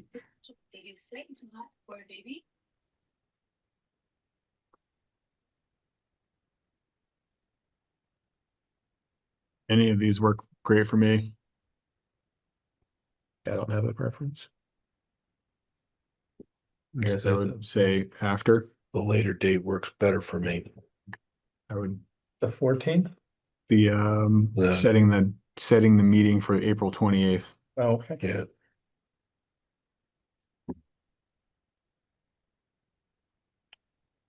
Yeah, I'm going 15th through the 22nd. But again, as Josh pointed out, this will be a town meeting, so the select board will not be presiding over it, Okay. nor necessary. We will just be attending as members of the community. I mean, there's no actual meeting on Right. the final date. I think more importantly is The when special can we meeting. get 3 meeting people for the special meeting? Right. Or all 5 if you all want to be involved in that, obviously. Do we have to do three informational meetings? No, Okay. just 1, but I've got Oh, 5. we need 3 members. We need 3 members Man, we have to to have do a 3 quorum. of these? No, Okay. we're doing 1. with Um, At least 3 members of the select board, all 5 preferably, but Again, I can do, let's see, so we have the 30th. Can do that. 31st, can probably do that. 14th can definitely do. You're not yachting? Yachting? What's that? Your big yacht trip. No, not this year. That was in the fall too, David. Oh. It was We went spring. during hurricane season. That's how we could afford it. Really crashed into one other boat and one reef, so it was a good trip. I can do any of those. So yeah, I mean, for the meetings, for the informational meetings, I can do any of those dates. Do we have water sewer budget on the 30th? Maybe that's outdated. Yeah, 30th, we were gonna have that special meeting for water sewer. Oh. This would be at 7 o'clock across the street over at the library. So assuming we wrapped up water sewer by 6:45, we could pop over there pretty. On the 30th? That would be the 30th. So the two of these dates that That's are, gonna be the one that we're going to that municipal. and that's also the municipal bite. So. Yeah. Skip that one. So those are two, and then the April 13th is an option, but it's not great for MCTV. But if that was the only date that worked, they would try to make it work. So really the three optimal dates would be March 31st, April 14, or April 16 for the meeting. So we're looking at Tuesday, April 28th for the special meeting. Right? We kind of Okay. casually, I think Greg, you had said that one would work better for you. Kayla, Yes. you're here for that one. I mean, I don't know if there's anyone in the community. Oh, Jean, go ahead. Sorry, I didn't see your hand up. That's okay. I just wanted to say, it might not be to push it out an additional week or even two after the school, because either right before or right after, people are going to be getting back to their normal lives, and it's not going to be a priority for anybody. And so if you push it out even a little bit further, like almost into early May, that either the very last week, the very end of April, or the first week in May might be a better time to get people out. That's just my thought. Josh, do we have a chat? Oh, oops. Oh, Request. That was me in the chat. That'd be the week of and so April 28th, very end of April. Yeah, That the week? very end of April. So when does school go back in after their break? 27th is the first day. Yeah, so I mean, even a week beyond that would probably be best. It gives people time to get back into their lives, and some people even take a few extra days, on the end of a vacation. See, I'm hoping that I have an excuse to get away from my family after going away for vacation, but maybe that's just me. need a vacation from the So vacation. just also remember that early voting would open 20 days prior to this. So there'd be 20 days to vote, and the public information meeting, even if the vote's held on the 28th. Yeah, so this is 3 dates would be before you go away on break, before the school break. So there'd be a public information meeting. You still have time to vote either before break or those couple of days right after. that's a really good point, and I misspoke earlier, completely incorrect, saying we'd be calling a special town meeting. This is going to be an Australian ballot vote, right? I mean, it's funny. It's still called a special town meeting legally, But it's not it's all by Australian ballot. it's not So an people have- in-person meeting where we all get together and have a voice vote. This is a 20-day voting period on a ballot.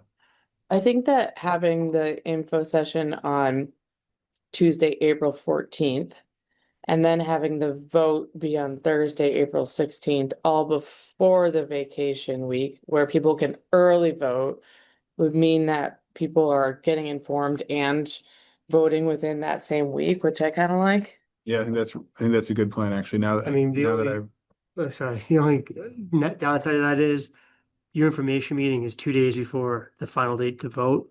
so you And can't. people want a couple weeks to get the information And then mull it over and then early vote. vote. So that's I mean, I know I put it as an option. They've been mulling. Yeah, you're right. Yeah. They've mulled. I don't know how many people are independent at this point. Pick the side maybe, but that's just one consideration. It doesn't No, mean it's you a have fair to do point. it.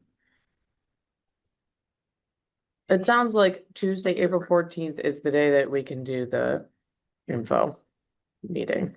I'm fine with either day. I mean, I think that there being a 20-day window. If anyone who wants to come to the informational meeting before they vote will wait to vote until after that.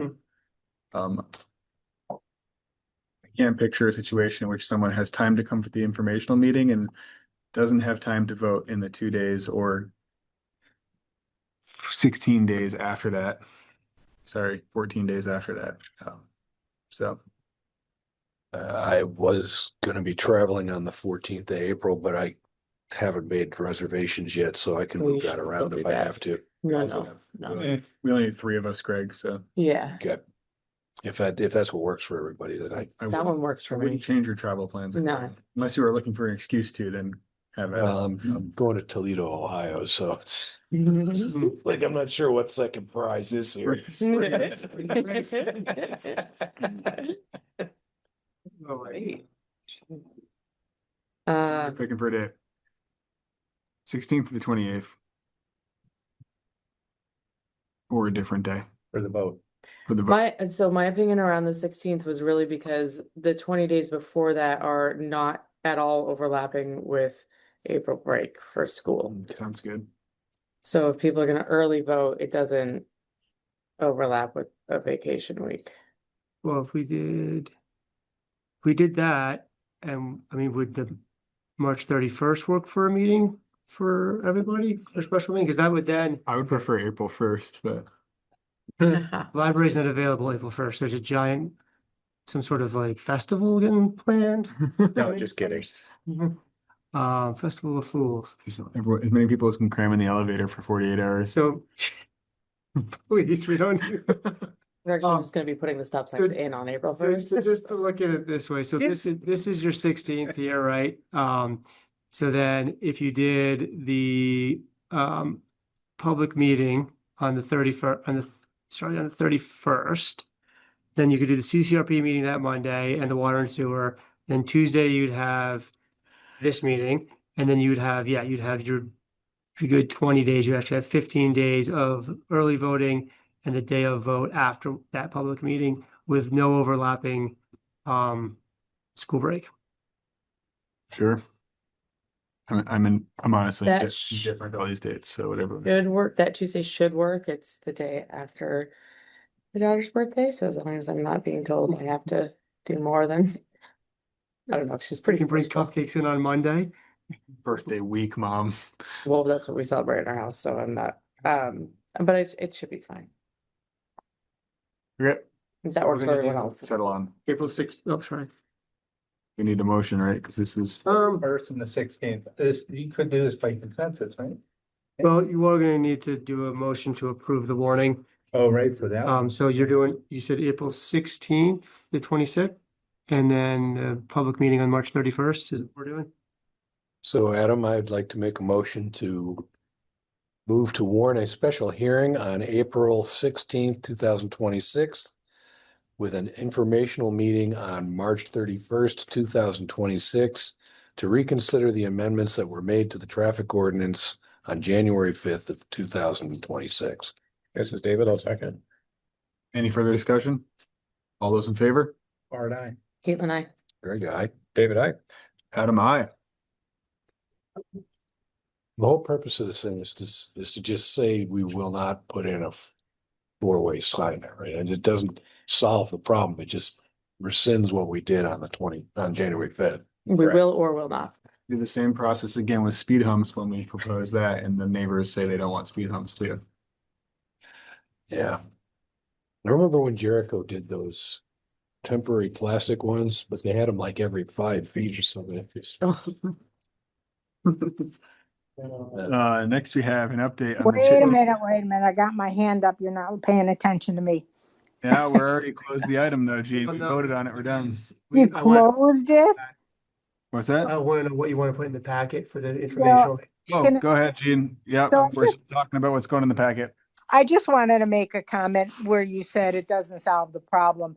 So one of the things a lot of us talk not putting up the stop signs, and what would be most effective would be to have a blinking, crosswalk mark, just like we have up at Bridge Street, up by Bridge Street here in Sweet Simone's. And I don't know whatever happened with I the, don't think we're gonna hash that all out right now, though, because what's no, on but the I was gonna say, specific reconsidering the traffic amendments that allowed the four-way stop. So, Gene, I don't think we're gonna hash that out right now. No, but is that something that could be brought up at the meeting is what I wanted to say. You know, at the informational meeting. No, we're only reviewing this specific change to the ordinance at this meeting. So this is Okay. kind of the nuance that was lost in this when no one showed up to the previous meetings to talk about this before we adopted it like 3 times. So you can Well, I sense. thought we had though. That was the thing. It was something that was I discussed, think but that there was, and there was a lot of people that actually thought the stop signs were a good idea. So it wasn't just completely made in a vacuum. And I think that there was an important point brought up by a few people who are more familiar with traffic rules that a four-way stop would be the most effective way to protect pedestrians. And I know people argue that, but ultimately it comes down to what you value in an intersection and whose safety versus time constraints are the most important. And ultimately, that's kind of the argument we're having. So there will inevitably be future conversation about this as we try to seek an alternative solution if this amendment is defeated, or ultimately review the four-way stop, because I think if everyone remembered what we talked about, this was supposed to be a trial period, and that seems to have been lost in the communication too, conveniently. So this will inevitably come up, but this is not the time. The time is a later date after we have hashed out this traffic ordinance. okay. All right. You're good. Thank you. Also, just a quick note on that, Jean, if you go to localminutes.com and search for that question, it can give you some more information on what's been discussed around the flashing crosswalks. Yes. Yeah, I Yeah. mean, I was at most of those meetings and I know the discussions and I know the stuff that was brought up and then it was more or less ignored. And so, you know, the decision was just made, and I'm not saying my I opinion think what I would point out, Gene, is that we received equal or significantly more input. At least I did an email in from people in the community that were pro stop signs and didn't want to come and say that because they didn't want to get yelled at. Gotcha. So hey, that's a really good point. I never even thought about that, but if that's the way to get something taken care of, then certainly encouraging all the people that we would speak to in regards to anything, the best way to get a decision made in their favor is to send the emails, right? I personally review and read every email and take it into account. So yeah, I mean, it works well for me. I can't speak for every other board member, No, but I do. yeah. Do we send them just to you, Adam, or to You everybody? can send them to the whole board, or if it's specific to me, you can do whatever you want. I Yeah. would also say the best way to do it is to send an email and come to the meeting. So that's for Yes. not Yeah. just you, everyone. Mhm. Yeah. But Yeah. Okay. All right. I won't hold What do you up. you- Thanks. do you want to see in the Well- see in the packet? Is that what we? Yeah, there was discussion last week about a number of ideas of what we want to put in the packet. So I gathered a few things, put them in this packet to see if you guys wanted to include those in the packet for the meeting. So I think the traffic ordinance, we'd want to put that in there, obviously, about what we're talking about in the proposed changes. Then there was a study done on the intersection. So there's a presentation, a PowerPoint presentation about the alternatives for the intersection, a memo discussing the pros and cons of the different alternatives. Then there's the full study for Bridge Street that includes this intersection. Chief Cohen put together some speed data based on the crash, the speed cart that he put up by that intersection for a little while. So he put some nice graphs together on that. He also compiled some crash data from VTrans and put that together in his presentation. Bard put together a matrix, a decision matrix that people could use as they're thinking through pros and cons of the stop sign. We also have a summary of accident data from VTrans. It looks like it was compiled by a community member. I think that Jean brought that up at the last meeting, so I found that. And then we also have Annie Farr's data as she did a traffic count of cars going by her house at the Far Farm on Huntington Road to kind of get an idea of volume. So wanted to see, do you want to include all that? Anything you don't want to include? Anything else you want to include that I didn't flag? Well, are we searching for a conclusion on this? I mean, evidence in support of one point of view or another, I think is good. And, it's fine if we want to bring this up at the informational meeting. But the people won't be voting on their preferred choice. They'll just be voting at that vote. They'll be voting on yes or no to what we've already kind of decided. To stop sign. Right. I wasn't being flip when I mentioned that either earlier. No, I mean, this knows It's a that. very binary choice It is. now. Yeah. This specific instance, we But, can. I feel like the role of experts and stuff is important in trying to get to the bottom of this. And I don't know. So it sounds like there's lots of testimony already in the bin. But I'm sorry. go ahead. No, I'm feeling around here. Yeah. I think that although we've gone through all of this and it's all public and this is all accessible information, to put it all in the packet as like things that people can look at themselves in their own time, I think is valuable. I don't think that means we need to go through any of these at the informational meeting unless they come up, but I do think that having these in one space, that someone who has no idea why we're talking about stop signs comes in and has all the, data to make their own decision is a good thing. We don't necessarily need to discuss them. I think it's easy, me personally anyway, and I forget that I'm much more intimately involved with the history of this and other topics in the select board than people in the community are. Because if I've made every meeting and reviewed every piece, and even if you're a member of the community and you missed one meeting, there's a good chance you missed 1/3 of the total discussion. So I think it'd be important to put all that in there simply to show the history of the discussion and how it's evolved and taken shape to let us to the point where we're at. Not to shape people's opinion one way or the other, just so that they see the history of the topic and kind of the discussion that has happened within the community. And to Greg's point, any data we have, albeit less than ideal amount, to support any decision and to support their decision, whether they choose to vote for or against. I do want to Greg's point, I do want to be careful that we don't, and I think we have all, how I worded it at another meeting is we have all decided as a select board collectively and voted that the stop signs were the least bad option.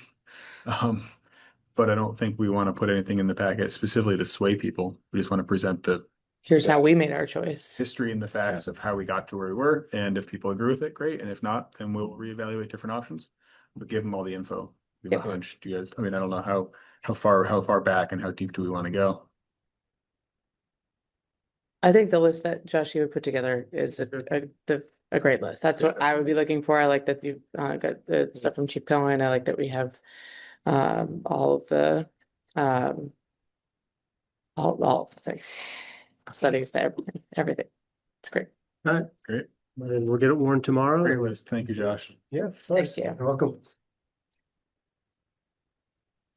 Next, we have an update on Chittenden County Regional Planning Commission's Municipal Elected Official Forum.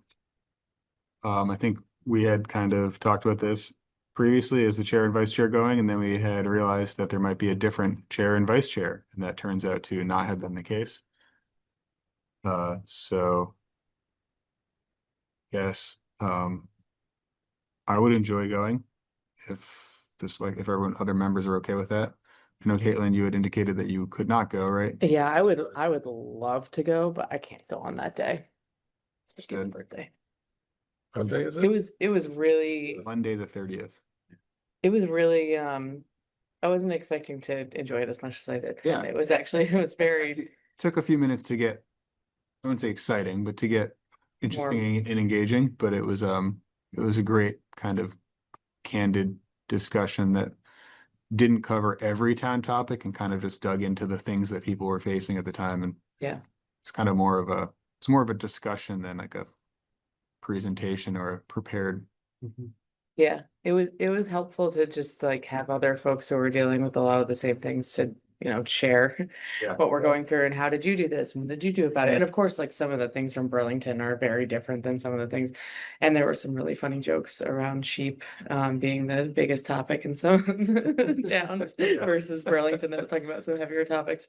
But it was a really nice time to come together and to have a discussion with other folks that are doing this. So It's also I interesting wish to see I could go. how Burlington, South Burlington have, much bigger and I wouldn't say bigger or more complex topics, but there's a lot more complexity to the topics when they deal with them because of the size of the towns.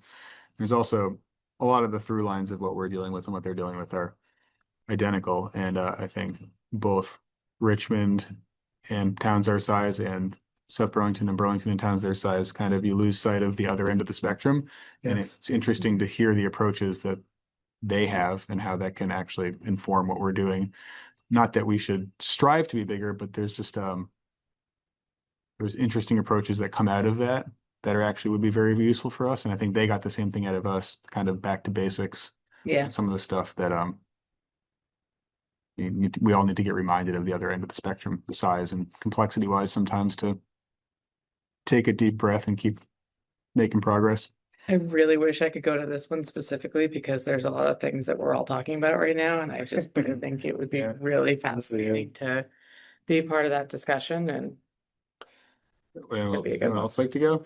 Yeah, I think I'm going to be going to the day-long Vermont League of City and Towns training for new select board members. What time is it? Yeah. That's worth doing. Yeah, and that's like April 11th, maybe. I think It's on a Saturday usually. Yeah. But not that there's a complete overlap, but I expect I'll be running into. So I don't know if I want to double down on. I think it's a really different group of people. Yeah, different This conversations.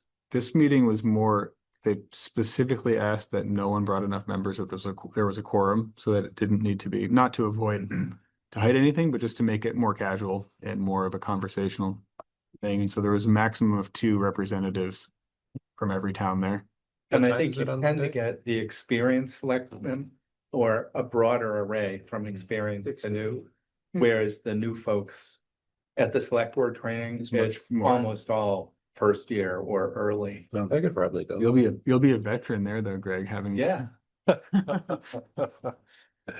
I also think that we have a cool opportunity to show up as Richmond, and I felt like we did last time too, of being able to share some of the things that we were doing that were pretty impactful and pretty like significant as a small town. And it felt nice to be able to have weight in that conversation too. So I would go if I could. But I don't think we have to decide when we have to. You gotta RSVP? register by March 23rd and then it's on March 30th. So this is really the last That's the meeting. last day.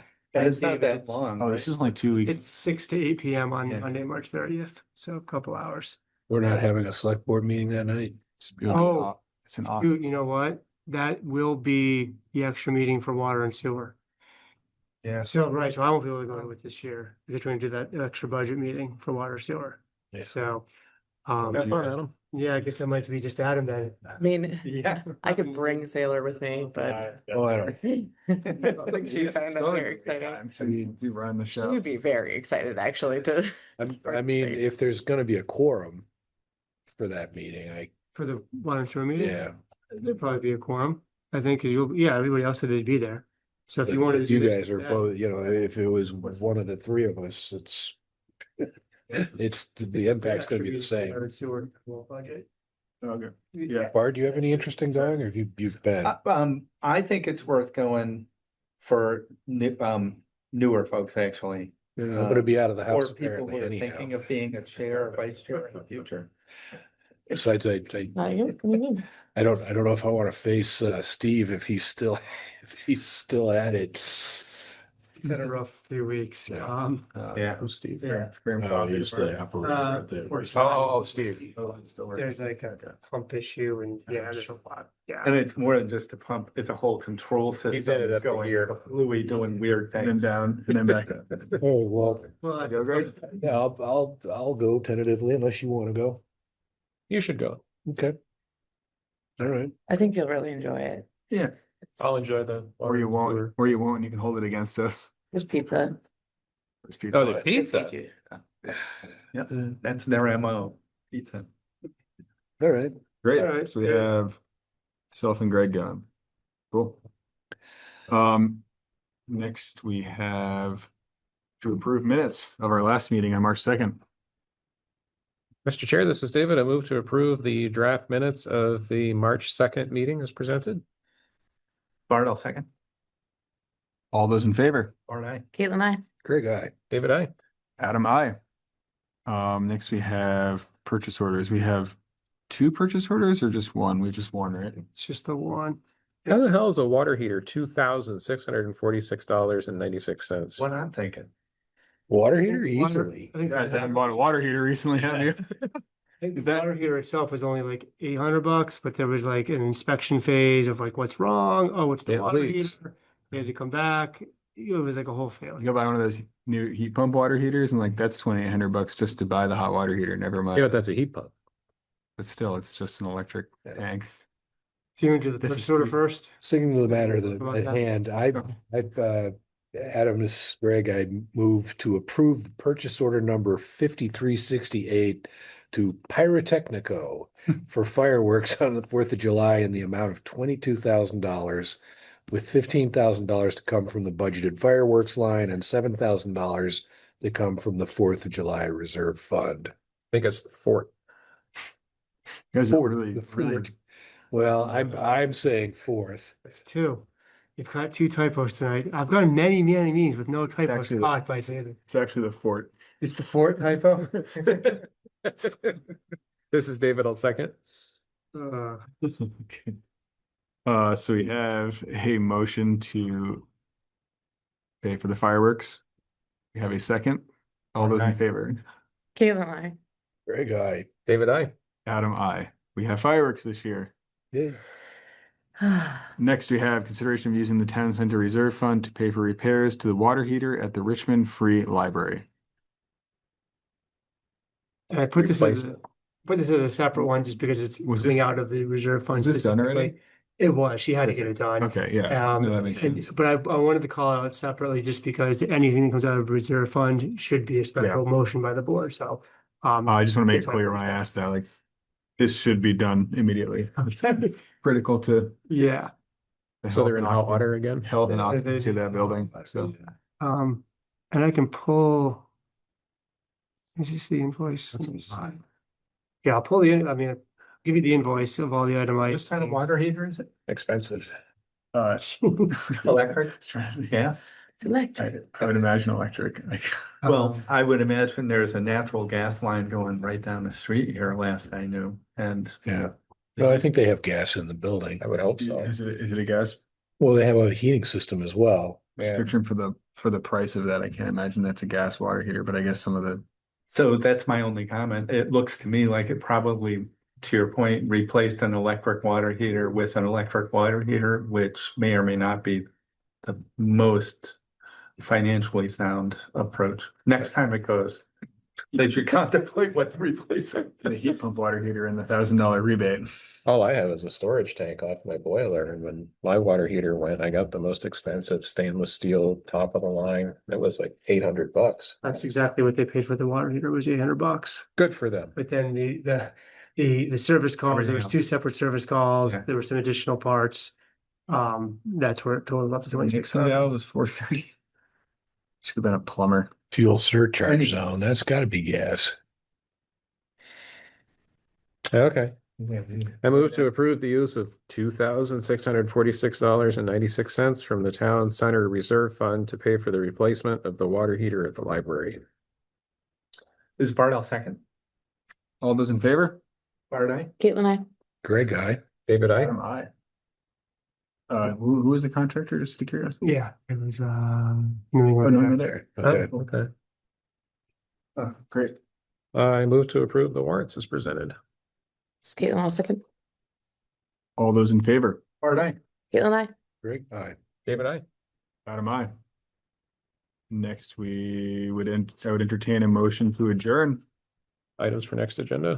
Do you want to do that first? Oh, yeah, we do that first, right? I would not. Jump the gun.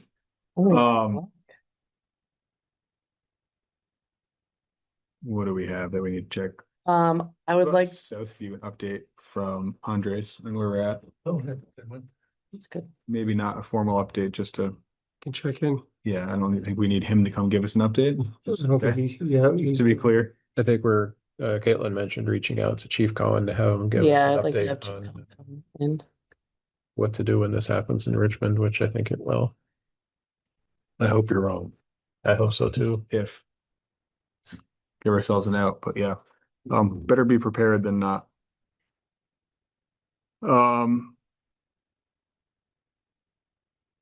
Don't have anything off the top of my head that has popped up. It's actually been